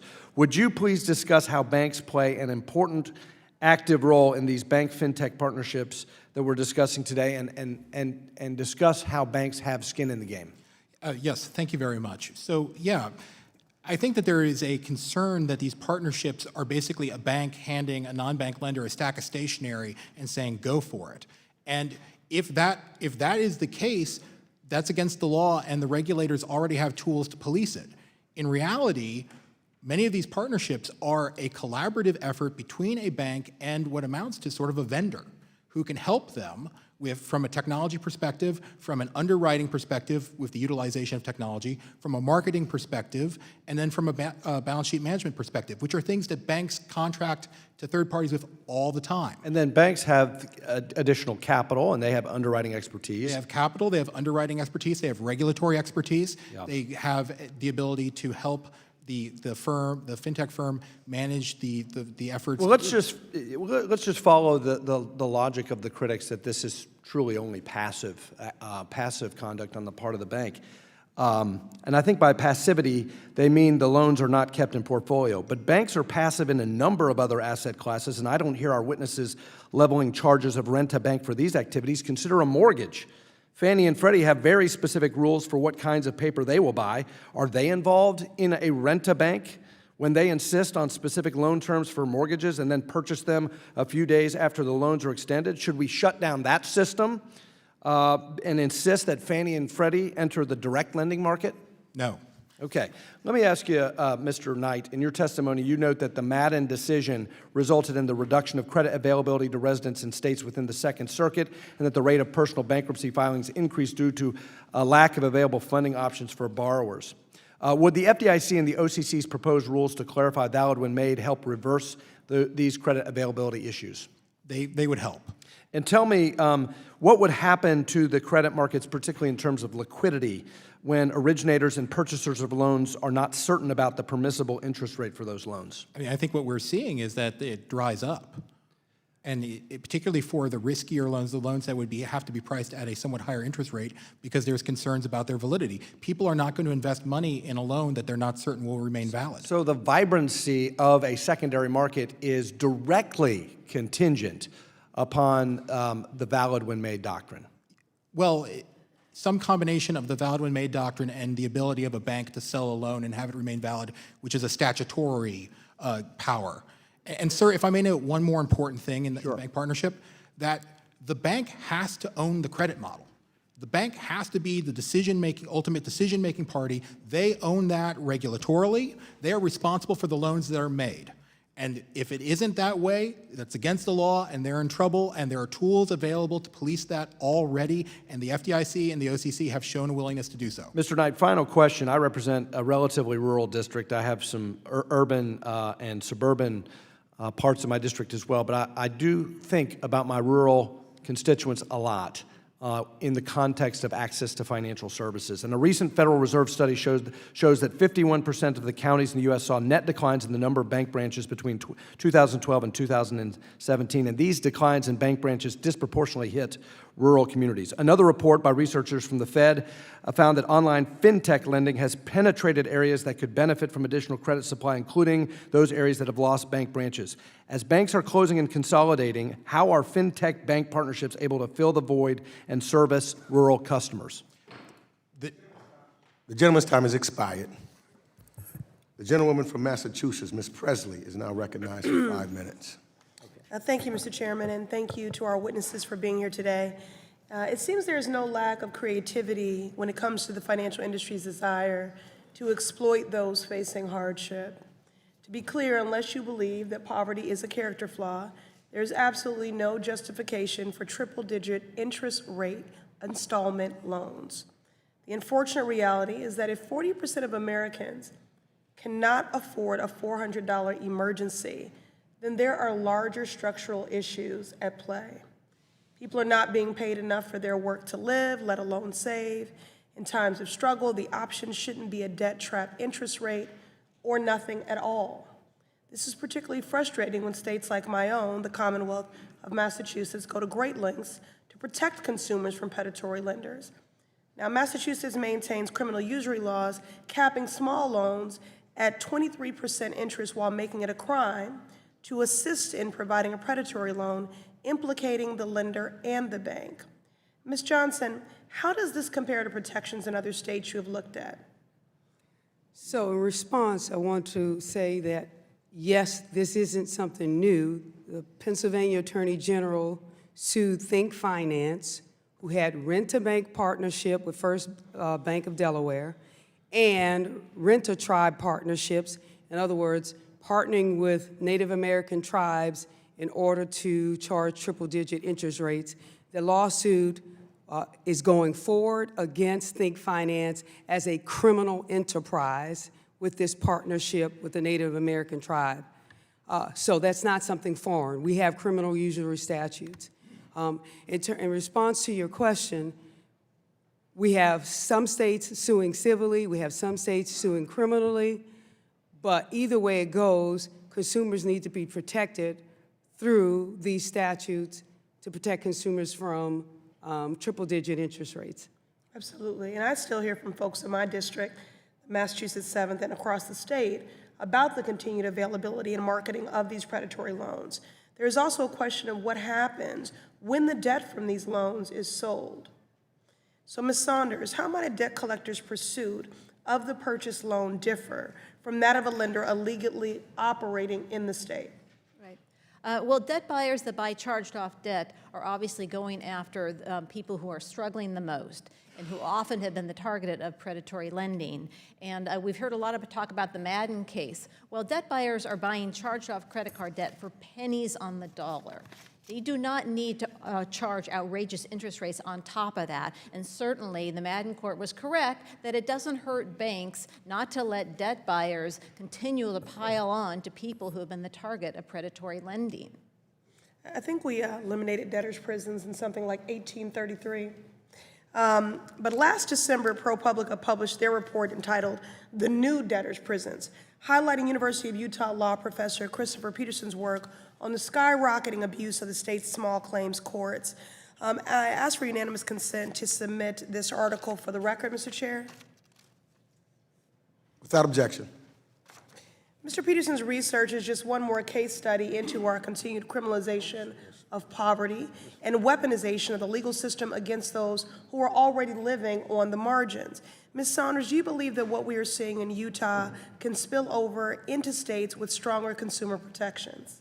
Yes, unfortunately, we are seeing that Utah is the center of a lot of this predatory rent-a-bank lending. We've got FinWise Bank there and others that are enabling debts of thousands of dollars, tens of thousands of dollars over years, at 160% APR or higher.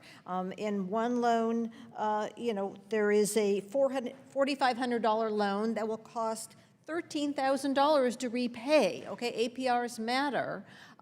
And if the lack of oversight and rate caps that Utah can spread across the country, then every state, including your own, will be the subject of predatory lending. Well, back in 2017, Massachusetts Attorney General Maura Healey settled with the state's then largest debt collector for $1 million for egregious abuse of the state's small claims courts to collect from folks whose incomes were exempt. Ms. Saunders, what does it mean to have exempt income, and what are the unique risks of these aggressive collection practices to vulnerable communities?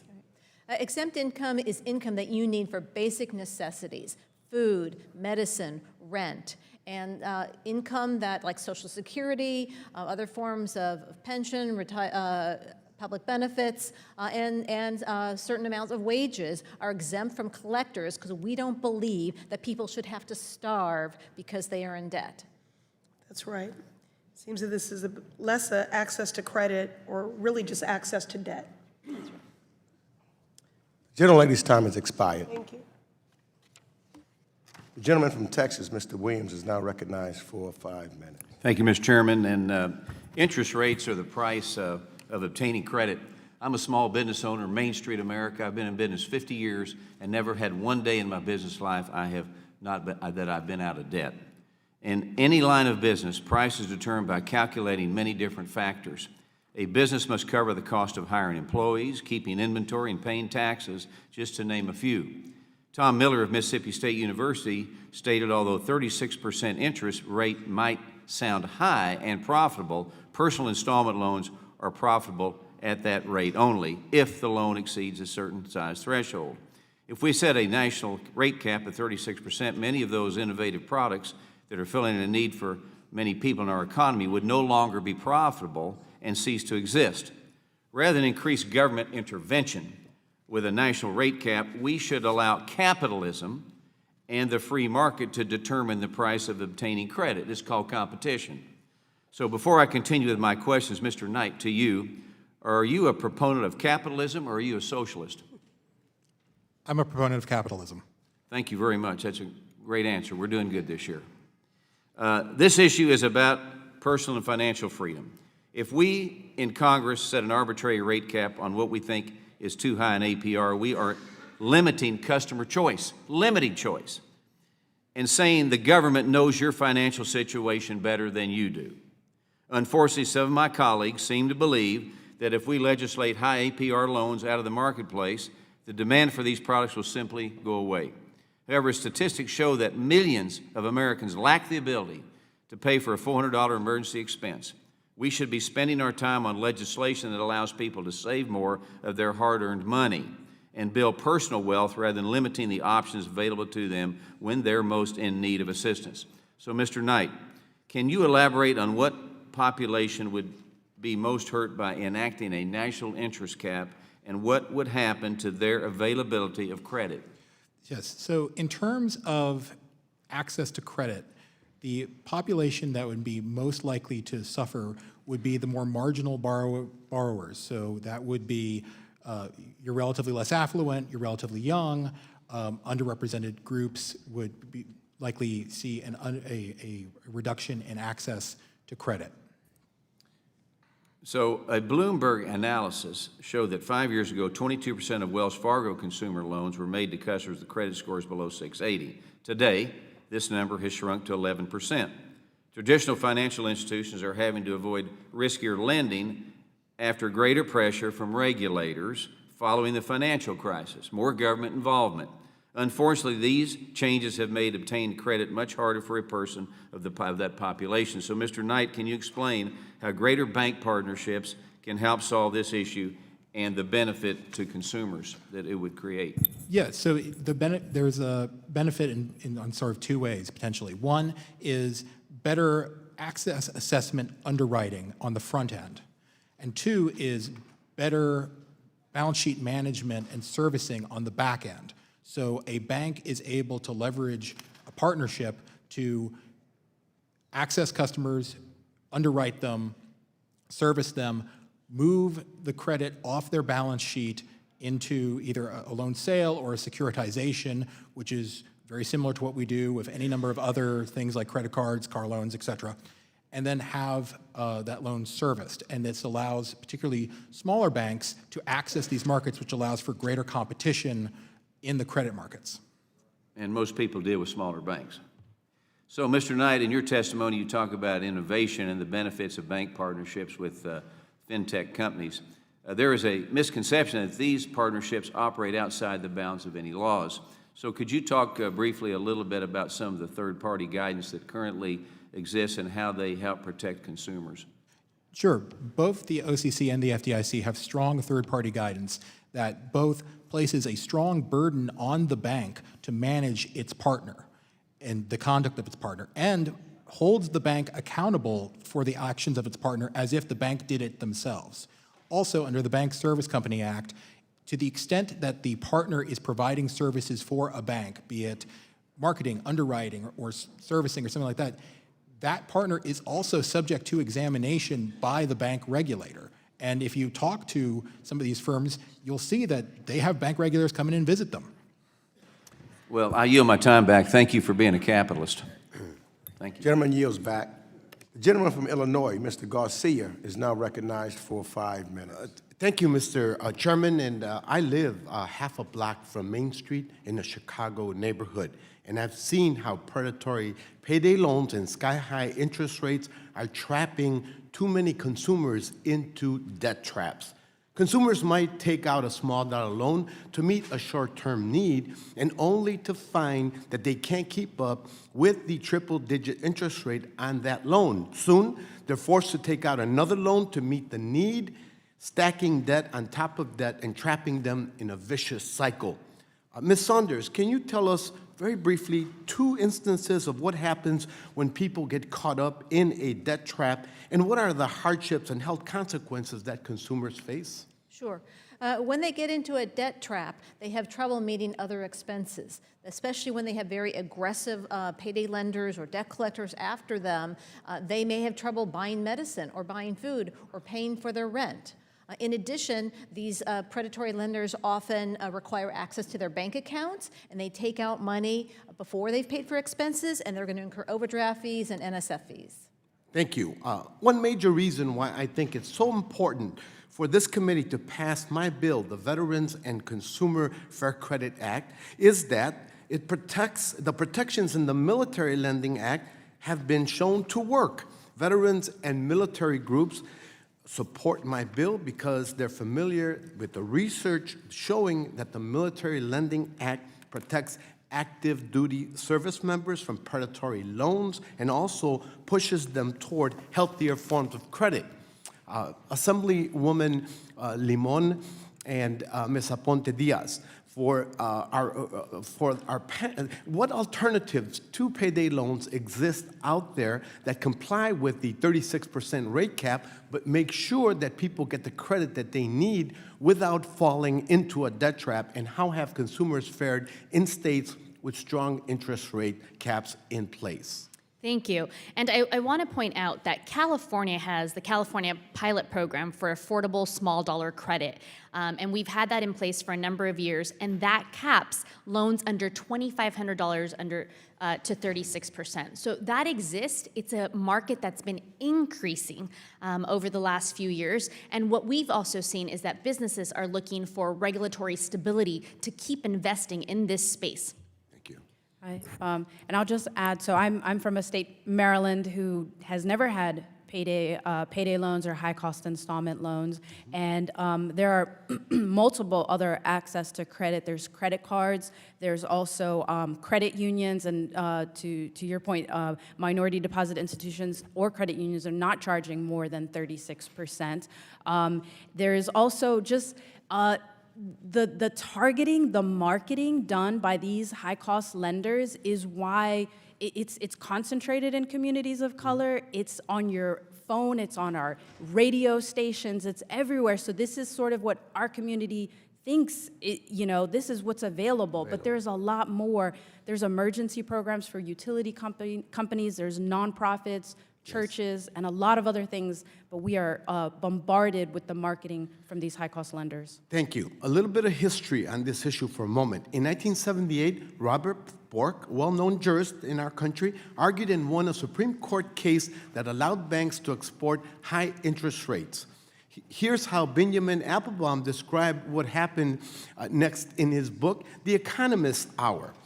Quote, Citicorp's vice chairman compiled a list of 5 states that had lenient laws or might be willing to write new laws. One of the 5 names on the list was South Dakota, which was already moving to get rid of its interest rate caps. The bill sailed through the legislature and was signed into law. But that wasn't enough. Under federal law, banks needed an invitation to enter a new state. Citicorp executives flew to South Dakota and promised to bring 400 jobs You may have heard that earlier. The company gave the text of the desired invitation to South Dakota's Governor Bill Janklow. The necessary legislation was introduced on the last day of the legislative session in 1980, passed by both houses on the same day and signed into law by Janklow before the sun went down. He also declared that the need for jobs was an emergency, so the law took effect immediately. 400 jobs saved the state of South Dakota. Ever since then, South Dakota has exported high interest rates to consumers all over the country. So that's why we're advancing this bill. We need to learn from history and not repeat those mistakes. The gentleman's time has expired. The gentleman from Tennessee, Mr. Kustoff, is recognized for 5 minutes. Thank you, Mr. Chairman, and I do want to thank the witnesses for appearing this morning. Mr. Knight, if I could, I'd like to plow over some ground that I know that we've talked about this morning and make a couple of observations. One, again, we've talked about this, that I think every member of Congress has constituents that lack the ability to pay a $400 emergency expense. They're my constituents, and everybody else represents these hardworking people as well who literally do work paycheck to paycheck. The second observation is we've talked about, we have a number of people in our communities, for all the reasons we've discussed, who are becoming unbanked or debanked. So again, if we look at capping interest rates at, say, 36%, a couple of questions. One is, what happens to access to credit for those who are unbanked or underbanked in my district or any other district, maybe whose credit score is around 600, give or take? If you could address that question first. So we would expect to see a rationing effect of credit. So some loans would not get made because they could not be made profitably. We would also expect to see a distortion in the model of credit because APR is just one factor in a loan. And so if you have to squeeze the balloon, you would see either larger loans being made or longer timelines being made or some combination thereof. There's also evidence that you'd see a shift from independent loans to loans secured by something or loans made by, say, a seller. And there's a CFPB working paper that shows that in the presence of a binding usury cap, you don't see subprime independent auto loans. You see the dealer of the subprime car dealer be the only lender because they can raise the cost of the car. So it's a smaller interest rate, but applied to a bigger principal, which becomes a problem if you want to prepay the loan or default on the loan, and you end up buying less car for more money. Can I just add that payday lending actually leads to being unbanked? Thank you. Mr. Knight, if we could look from a historical perspective and maybe look 5, 6, 7 years ago at Chile, they instituted a cap rate of 36% on small loans, unsecured loans. Are you familiar with what happened in that country? There was, as expected, a rationing of credit. There was a reduction in access, and the reduction in access fell disproportionately on the relatively poor and the relatively young. And what further result occurred when they capped the rate at 36%? So, well, my recollection is that, yeah, that there was that rationing of credit effect, that you saw fewer loans being made, and people had to then compensate in some other way. And there's other evidence, another scholarship that indicates that in the presence of a credit rationing, particularly something like a subprime credit rationing, people move to other alternative forms of credit. They don't go up to like a prime credit card. They go to another alternative form or something like overdraft. Thank you. As far as usury laws are concerned, they essentially set a cap on the price that a lender can recoup for making a loan, unless, of course, the lender gets into fees and other charges. Can you talk about how those laws affect the incentives to lend in a given market? Yes. So, as I mentioned, a usury cap is going to disincentivize loans made to relatively risky borrowers because they cannot be made profitably over the portfolio of loans. They're also going to incentivize either shifting to more fee income rather than interest rate income if the law allows for that, or shifting the structure of the loan to be generally higher principal and longer term, so that while the APR is lower, it is actually acting on a higher principal for a longer period of time. A useful exercise is if you compare a 30-year mortgage at 4% APR versus a payday loan at 2 weeks at 500% APR, taken to their natural term, as a principal, or interest as a percentage of principal, it's actually higher with the mortgage, because it's, even though it's a lower APR, it's a longer loan.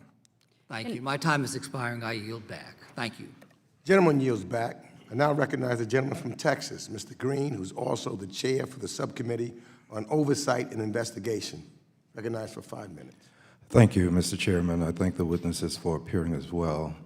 Mr. Knight, persons who are caught in this debt trap, who received loans that they could not afford, what do you propose we do for the countless number of people who are caught in these debt traps? Do we just write them off as persons who should not have engaged in this process? They should have been better educated. Maybe they should have made more money. Perhaps they shouldn't have been poor. But what do? We have people who are being harmed when we know that things shouldn't be occurring as they are.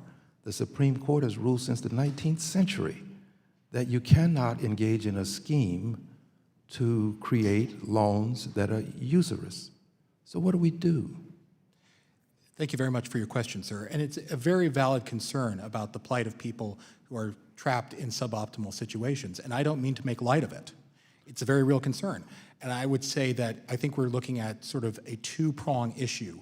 One is the underlying macroeconomic situation. Well, I understand that, but let's not use my time explaining the micro or the macro, either of them, economics. Tell me, what do we do with the people, for the people? So I would say that our best bet is to provide people with better options, because the risk we run is if you can legislate away the supply of credit, you cannot legislate away the demand for credit. And so the better option is to provide better options for credit for people who are poorly served. I don't think anyone thinks that a payday loan is the pinnacle of credit, and I hope we move to something that is better and more broadly available. We're talking about people now who are entrapped into this cycle of borrowing. We know that it is unlawful to develop a scheme such that a bank and a non-bank entity can enter into it for the purpose of having an interest rate that they could not ordinarily have in a given state. That's unlawful. So what do we do? What do we do for the people who are caught in this trap? Can I add that this is a bigger problem than just access to loans? This is low wages historically in our country. When the gentleman speaks about Chile, if we're following what's recently going on in Chile, I mean, there's a huge inequality issue in Chile, and they are still struggling because of wage issues. So we need to not try to solve this problem by giving people loans of 150% APR. Even at 36%, a $10,000 loan costs $10,000. So APRs do matter, and this is not the solution that we should be talking about, is like, oh, we should let the free market charge whatever, 100%. 36% is generous. It's a very generous number to say that you can charge someone that amount.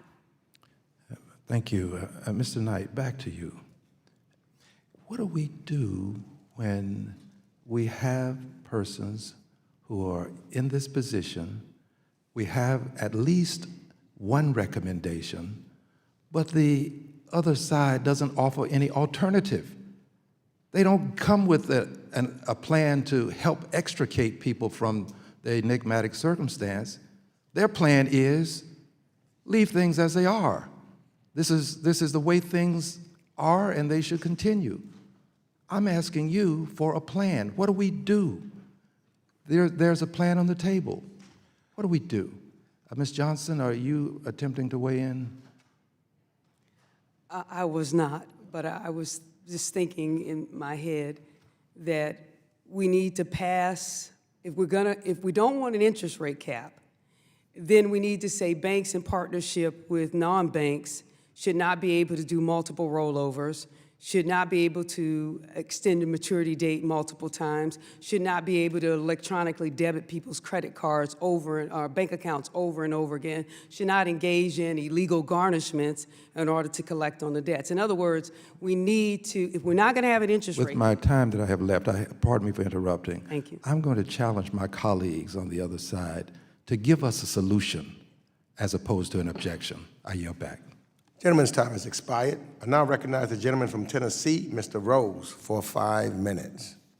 Thank you, Chairman, and thanks to Chairman Waters, Chairwoman Waters, and Ranking Member McHenry for organizing this hearing today. Mr. Knight, I think has already been discussed here today, the valid when made issue is often confused or used interchangeably with the true lender issue.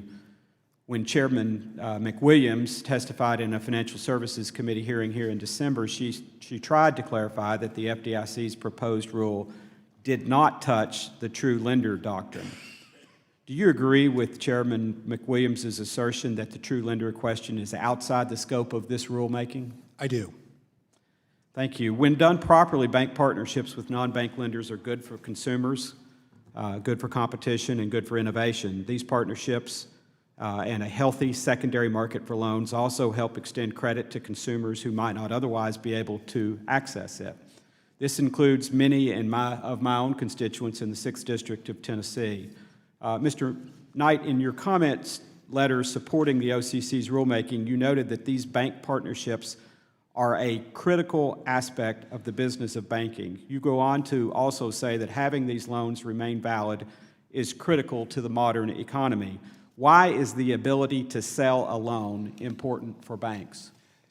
It's important for banks because it's an important function of both safety and soundness concerns, the ability to shift risk off their platform in a meaningful way, and a potential source of revenue, particularly for smaller banks who don't necessarily have the deposit base to hold a whole bunch of loans on their balance sheet given the regulatory requirements that they face.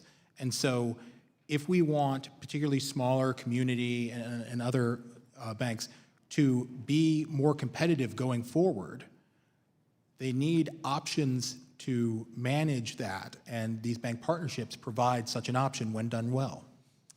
Earlier, Ms. Tlaib cut you off when asking about the illegality of these arrangements. Would you like to take a moment and complete your response there? Sure.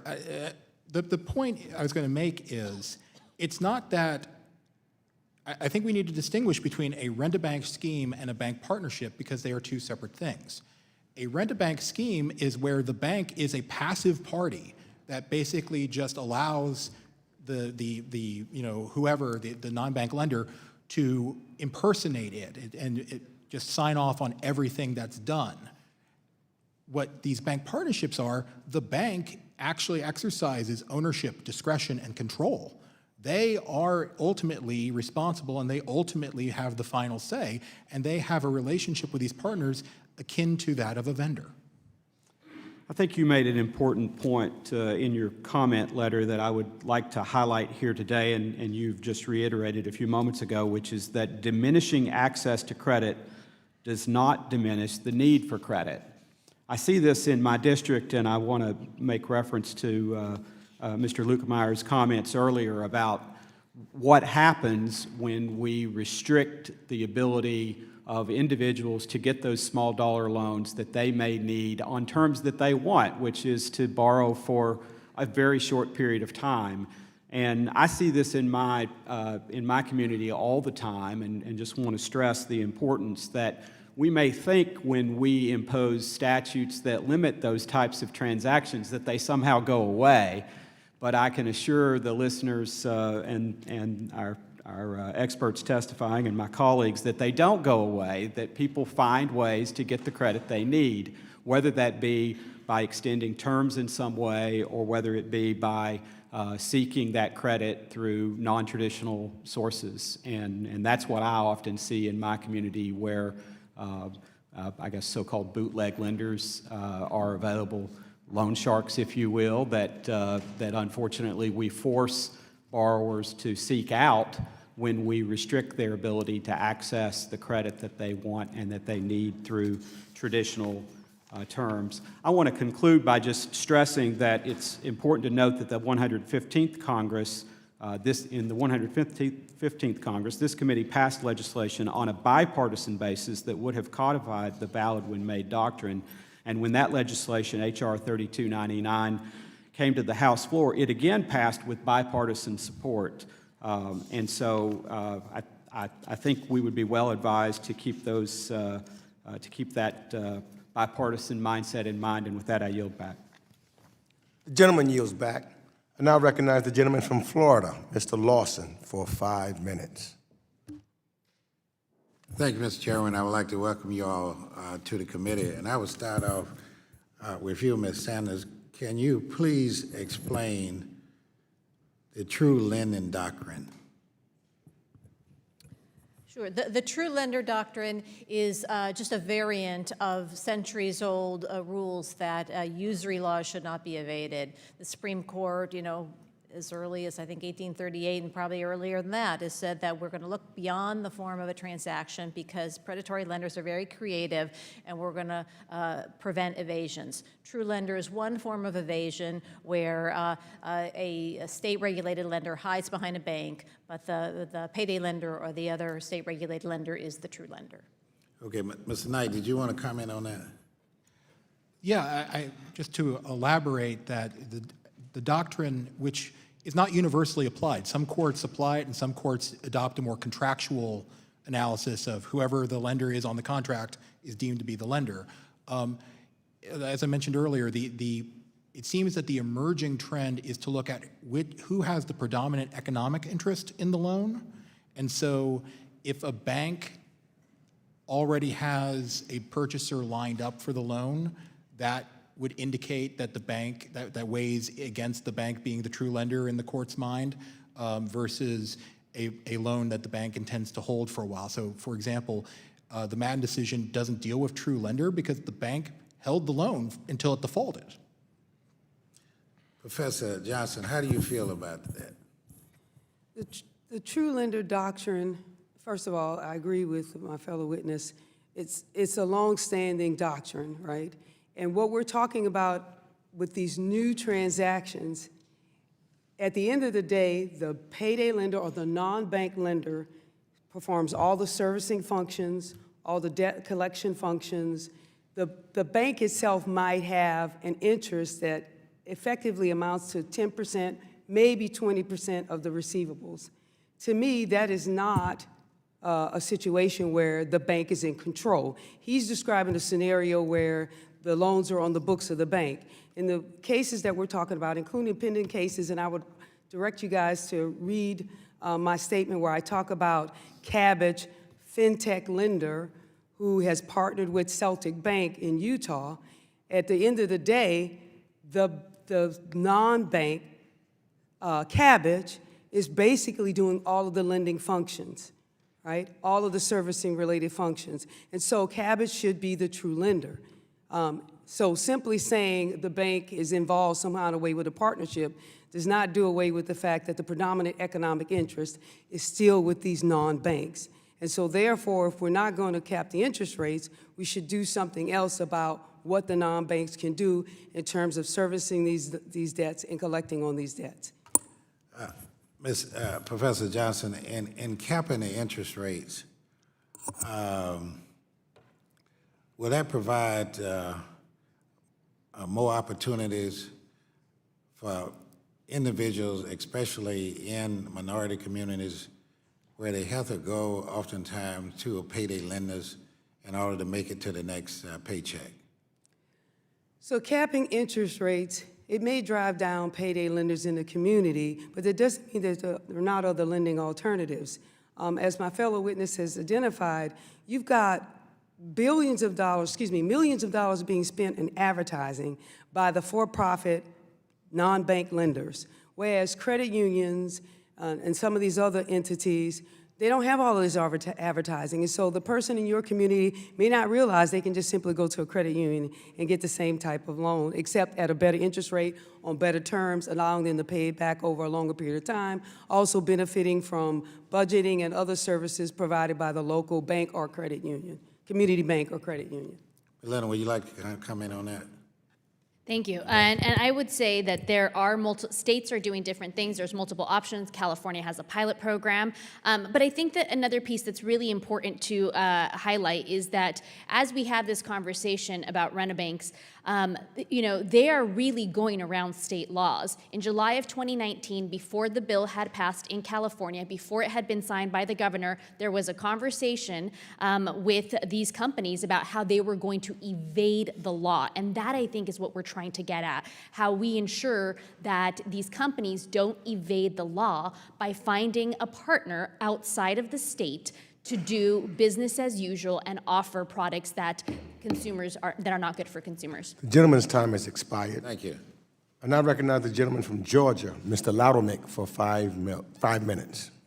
Thank you, Mr. Chairman, and thank the panel for being here. Very important discussion we're having here, because what we need to be focused on is how do we make finance available, especially to the most vulnerable communities. And I think what my friends on the other side of the aisle are doing is going to be harmful to those very communities. I'm talking rural and minority communities, because those are the ones that have a problem getting access to capital. And I appreciate the comment was just made about a conversation of evading the law.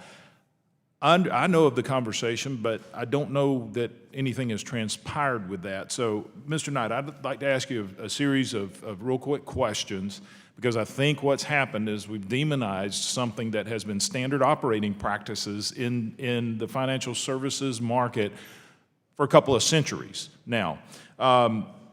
Since we've been here today, some have tried to portray the OCC and FDIC rulemaking as when made as a new regulatory giveaway to banks.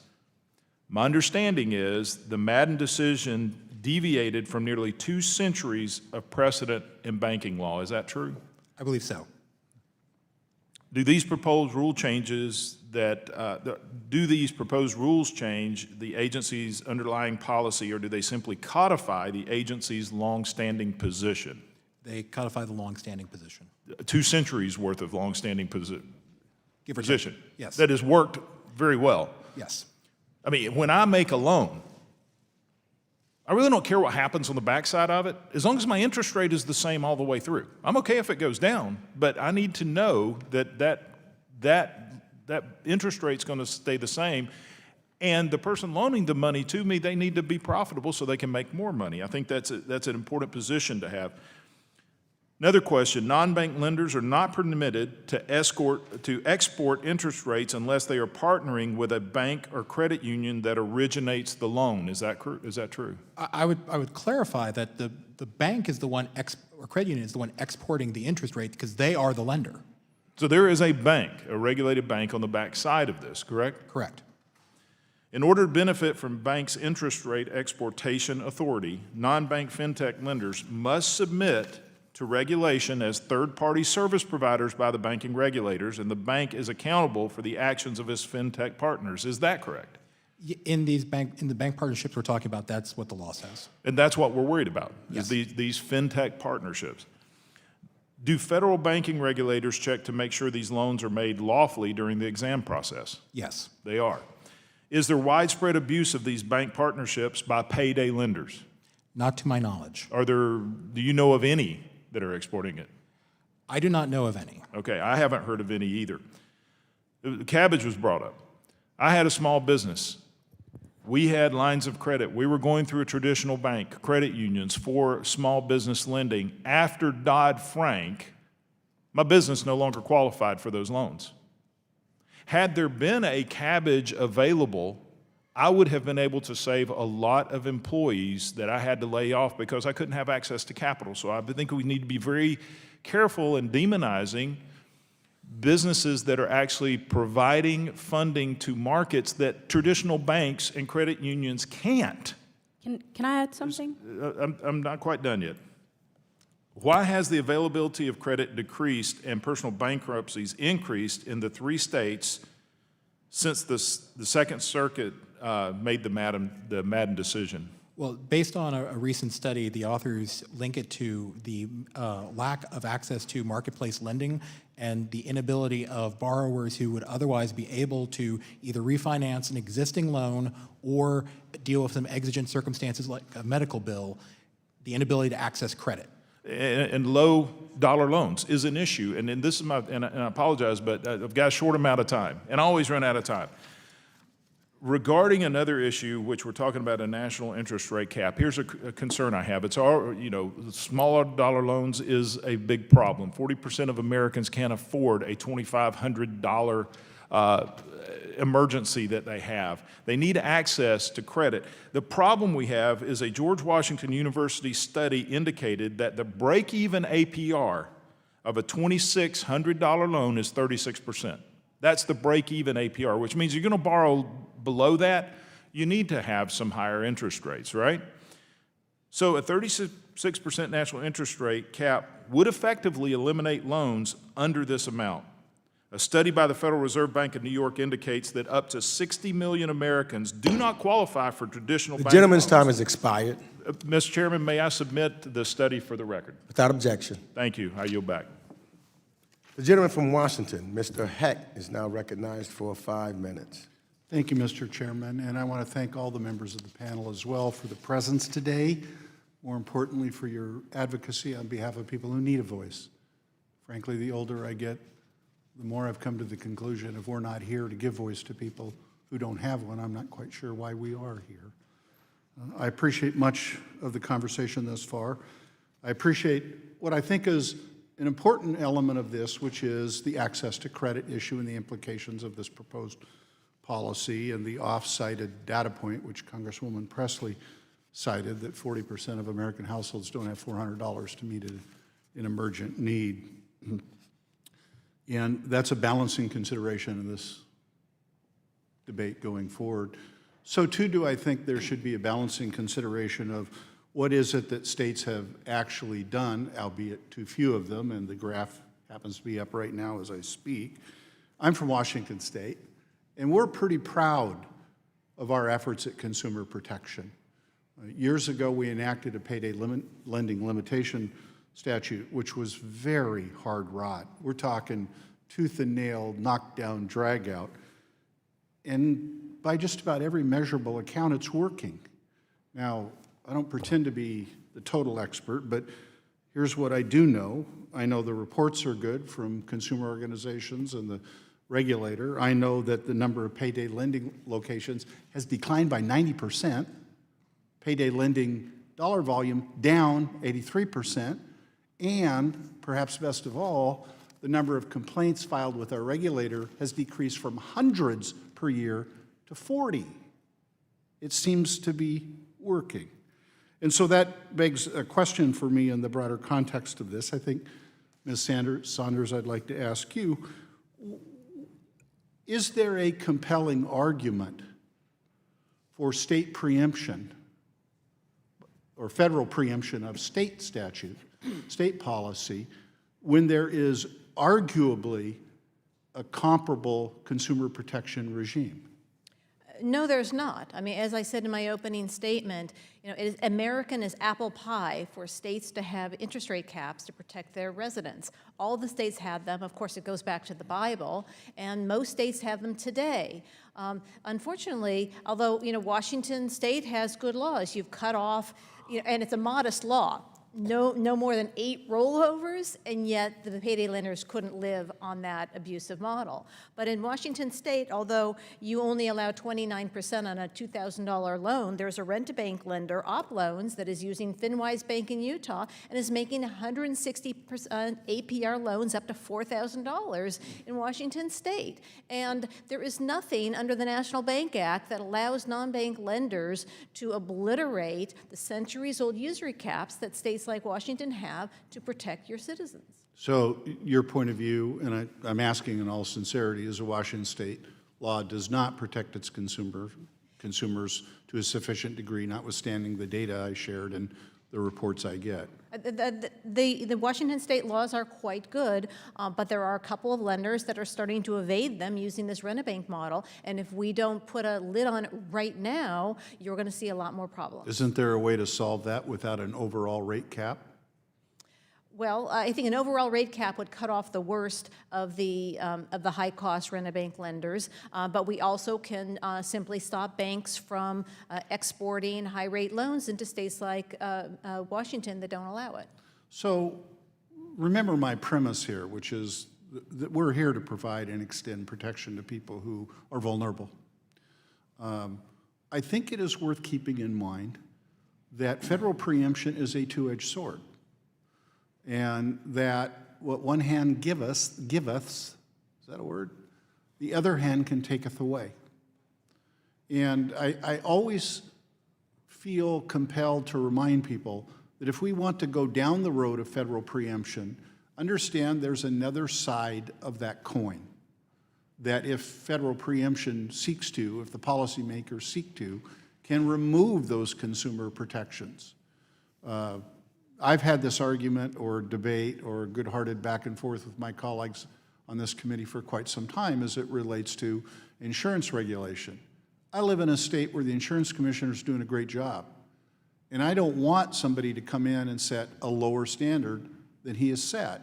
And the same danger represents itself or presents itself when it comes to this area. But I will take into account and further plumb your feedback on The our gentleman's law. time has expired. And I guess I'm going to stop talking.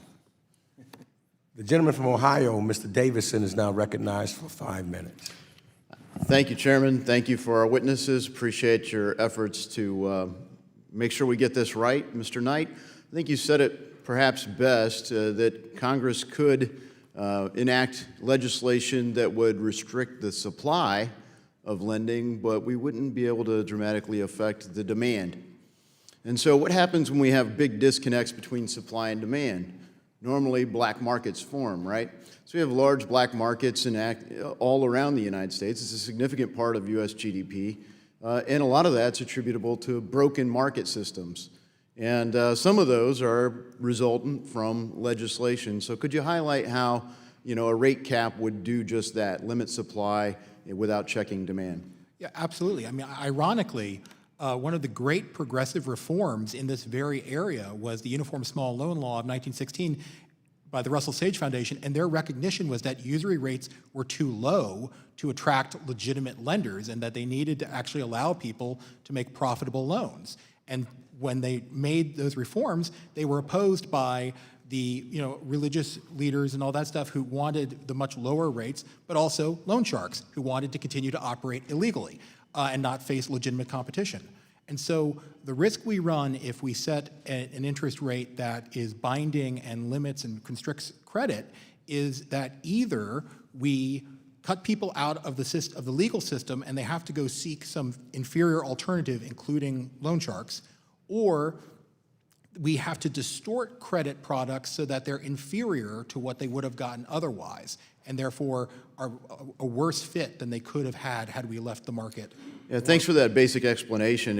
And my colleague, Mr. Green, was highlighting what is the alternative. Well, the alternative is to make the economy grow, to create more jobs than there are people to fill them, to see wages rising instead of stagnant, to have wages at the bottom portion of the economy growing faster than wages at the top of the economy, to get past the broken status quo of stagnant growth and on to the economy that we're enjoying today. And we did that largely through deregulation, tax reform that incentivized investment in the United States and growth. We still have a long ways to go. but we're making progress. And Ms. Saunders, as you're aware, this past year, Ohio passed a law that regulated payday lenders, or lenders in question related to this hearing.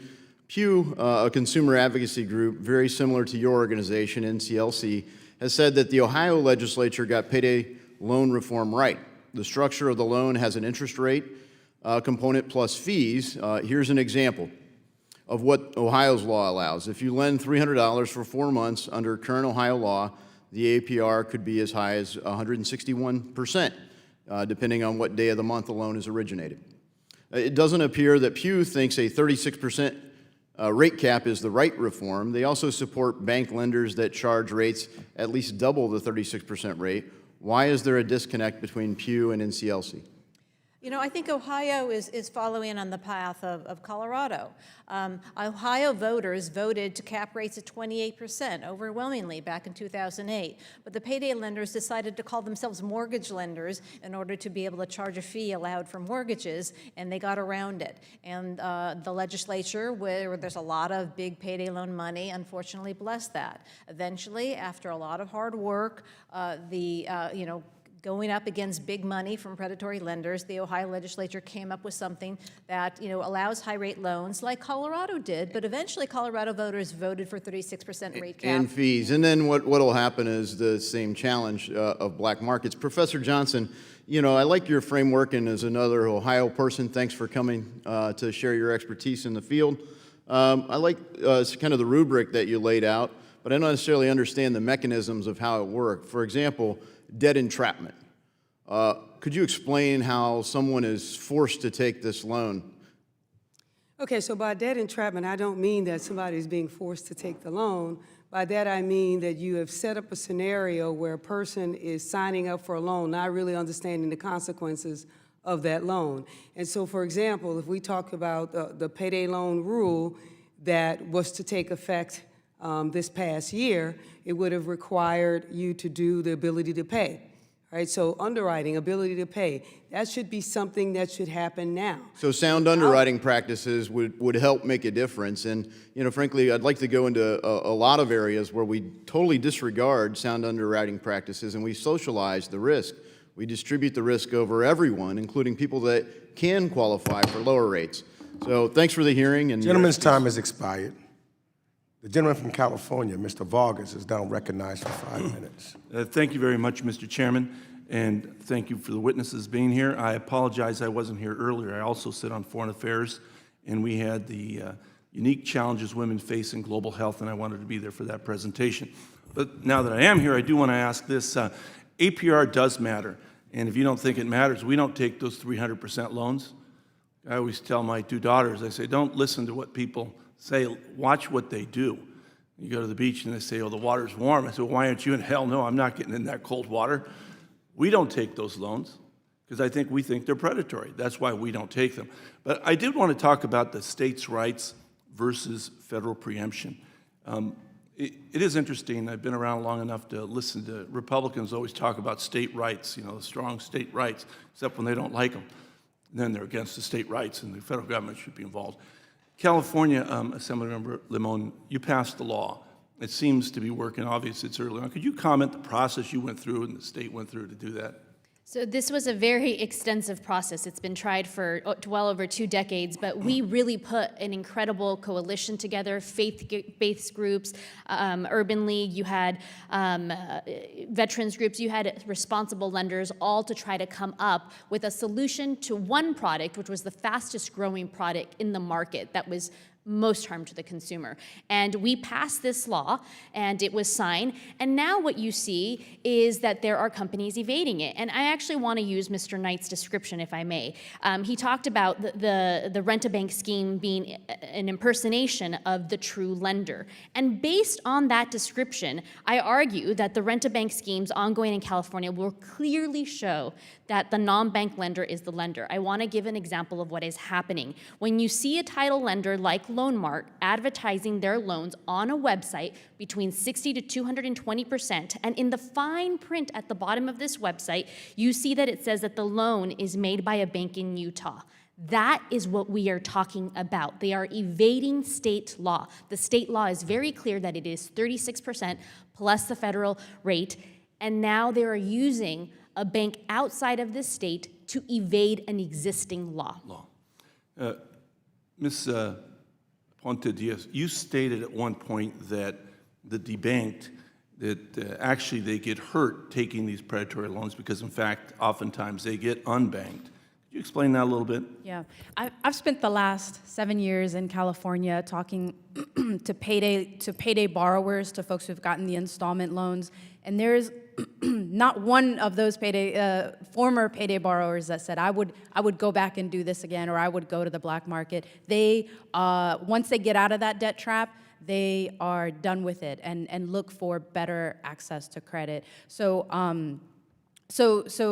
can you repeat your question one more time? Yeah, you said that what happens, you snuck it in there quickly. Oh, the unbanked. Yes, I'm so sorry. So payday lending and increasingly installment lending, you have to give your bank account information so that it can be deducted directly from your bank account. So what we see often is, maybe they don't have enough, the borrower doesn't have enough money to pay their rent or groceries or utilities, and the payday lenders come and still take that money out. And so if there is no money in there, then you've got your overdraft fees over and over, and then those lead to bank closures. So I was arguing against, we're not trying to help the unbanked. You had to sneak it in there, and I just wanted to hear your explanation. I appreciate it. Thank you very much. You.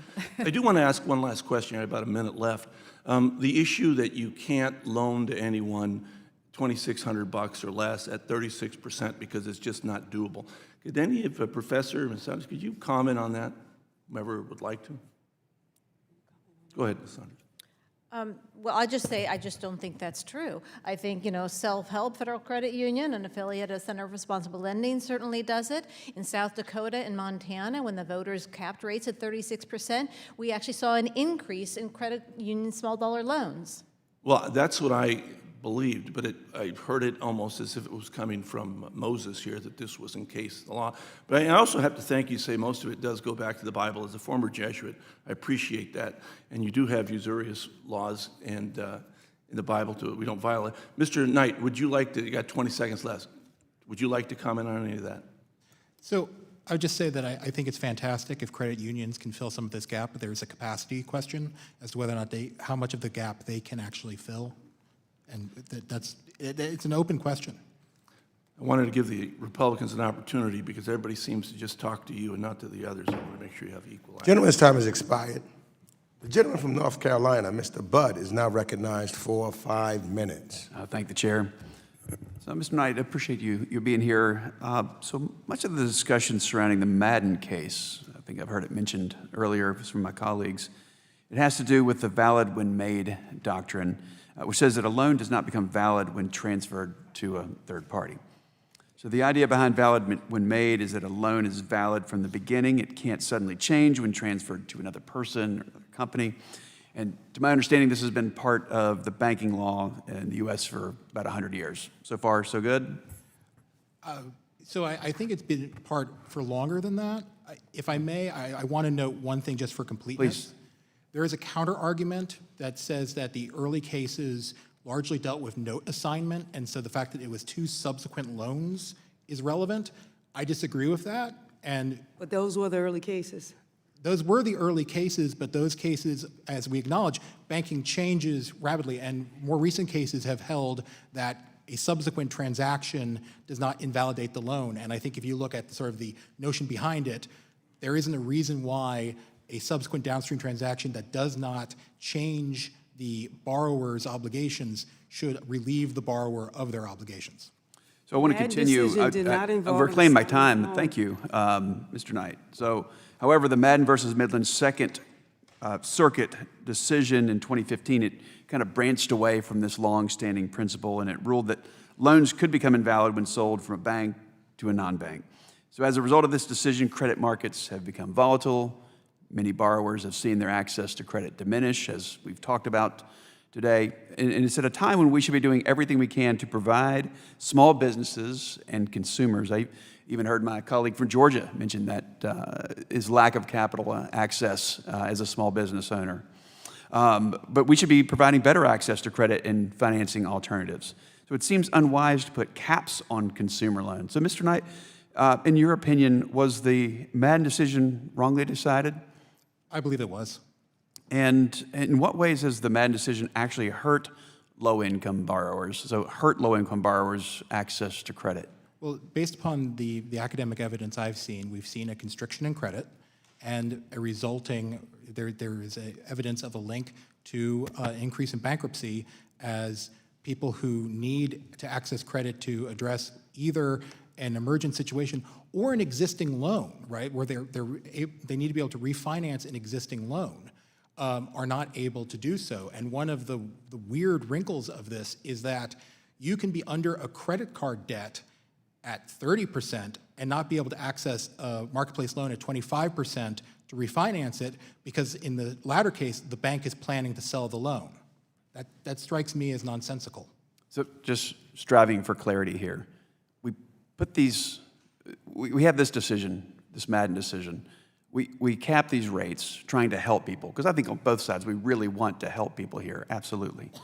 But it ends up hurting people? I mean, that's what I'm hearing from you. It appears to be rationing credit, and that appears to be having a harmful result. More bankruptcies. That appears to be the evidence. Great, thank you. I'm going to continue on. So I would like to make two observations and then tie them together into a question. The first is that it is incredibly troubling that millions of Americans lack the resources to pay for a $400 emergency expense. I think we all can agree with that. That's very troubling. But today, as we speak, hardworking Americans are living paycheck to paycheck. When times get tough, they may need to borrow money from somewhere. The second observation is the basic principle that our financial services economy is built on risk-based pricing. Many of the people I've described have credit scores just right above 600. And today they have access to credit, and lenders lend to them in accordance with state and federal laws designed to promote safe and responsible lending. So here's my question, Mr. Knight. If we cap the interest rates at 36%, what's going to happen to access for credit for the unbanked and the underbanked folks across our country? Will their need for credit just magically disappear? Or is it more likely they'll turn to unregulated credit if regulated creditors turn them down? The need for credit will not disappear, and so to the extent a borrower who previously could access credit and is now priced or capped out of the market, they will either search for illegal or otherwise alternative credit or suffer the consequence that they were seeking to avoid with a loan. Thank you. I believe I'm out of time. Thank you for your time. Gentleman yields back. I now recognize the gentleman from Texas, Mr. Taylor, for 5 minutes. Thank you, Mr. Chairman. Appreciate this opportunity for this hearing. I just wanted to quickly do a lightning round. So a bank profit margin is about 10%, right? So, and other businesses have higher profit margins, some have lower profit margins. What is an unacceptable profit margin in your mind for payday lenders? And I'll start with Mr. Knight. I'm just looking for a number. 8%, 10%, 100%. What's an unacceptable profit margin for a payday lender in your mind, Mr. Knight? I don't have a numerical answer, I'm sorry. Ms. Sanders? I focus on the impact on the consumer, not on the profit. Got it, okay. Professor? No magic number, more concerned about the terms of the loan as well as the interest rate. All right, Ms. Ponte Diaz? We've asked the payday lenders for a description, like they're telling us they need to pay for their storefronts, for their employees, for the risk, and we have asked over and over for details about how much, why they have to charge 100% to make ends meet, and we have not seen the documents on that. But what we have seen is that there's 40% default rates on these high-cost installment loans. And Sorry to cut you off, but do you have a number? No. Okay. I'll come back to you in a second. Assemblywoman? No numerical number. It is to do right by the consumer. Okay. So just going back, so have you looked at, there are publicly traded payday lenders. Have you looked at their profit and loss statements? No. Why? I mean, if you've asked, you don't have to ask Oh, them. no, but there. You go look at their FEC filings, right? So you Right. got a K-1, you can go look at that. Have you looked, you haven't looked at that? I have not personally, but. Okay. But, All right. Mr. Knight? Yes, so there are a couple of studies that look at that, and payday lenders are not particularly They're not particularly profitable relative to other finance companies. In fact, they tend to be significantly less profitable than more traditional finance. You want to put a number on that? I don't have the exact, I believe, don't quote me on this, but I believe they're about a third as profitable. I've seen numbers sort of the 8 to 12% range in terms of profitability. Yeah. So sometimes higher than banks, sometimes lower than banks. But I mean, I haven't seen anything that indicates. So what generally lowers prices is competition, right? I mean, so if you have lots of people competing to provide something, it drives the margins down to where it sort of comes to be a risk, in business terms, a risk-adjusted rate of return. So hey, that's an acceptable rate of return.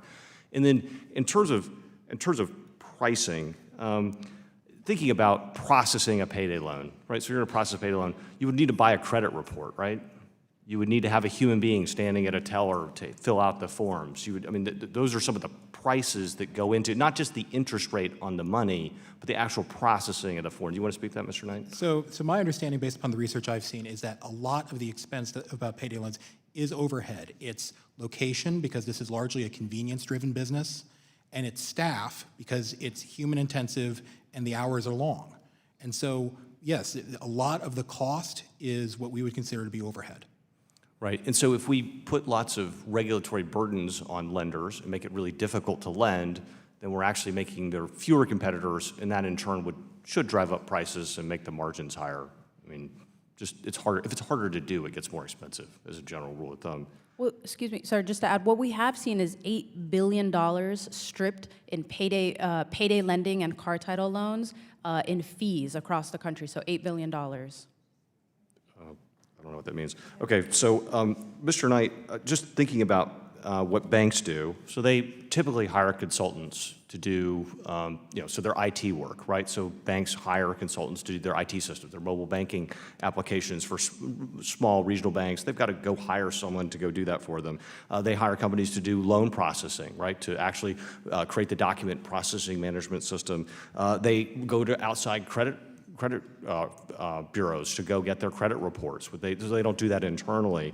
And so, they interact with the federal government, with the SBA loan program. So it's very normal for all businesses, but banks in particular in this case, to use outside vendors to go provide services for them. What would be the benefit to a bank to use an outside vendor to help them underwrite smaller loans? Well, to the extent that this vendor has a good model and good technology, and I should note that ultimately the bank has to own the model. And my understanding is, from talking to some of these companies, the bank does own the model. They don't just accept the model whole cloth. They push back, they work on it. It's a collaborative process. But to the extent that this new customer, this partner can bring new technology, new capabilities, it can benefit the bank. All right, thank you. Mr. Chairman, I yield back. Gentleman yields back. All time has expired. Without objection, a statement from the California Attorney General, Javier Becerra, and a statement from Hope Credit Union, both supporting the preservation of state laws that better protect consumers, are entered into the record. I'd like to thank our distinguished witnesses for their testimony today. Your testimony has been very important and very insightful to all of the members, I am sure. Without objection, all members will have 5 legislative days within which to submit additional written questions for the witnesses to the chair, which will be forwarded to the witnesses for their response. I ask our witnesses to please respond as promptly as you are able. Without objection, all members will have 5 legislative days within which to submit extraneous materials to the chair for inclusion in the record. This hearing is now adjourned.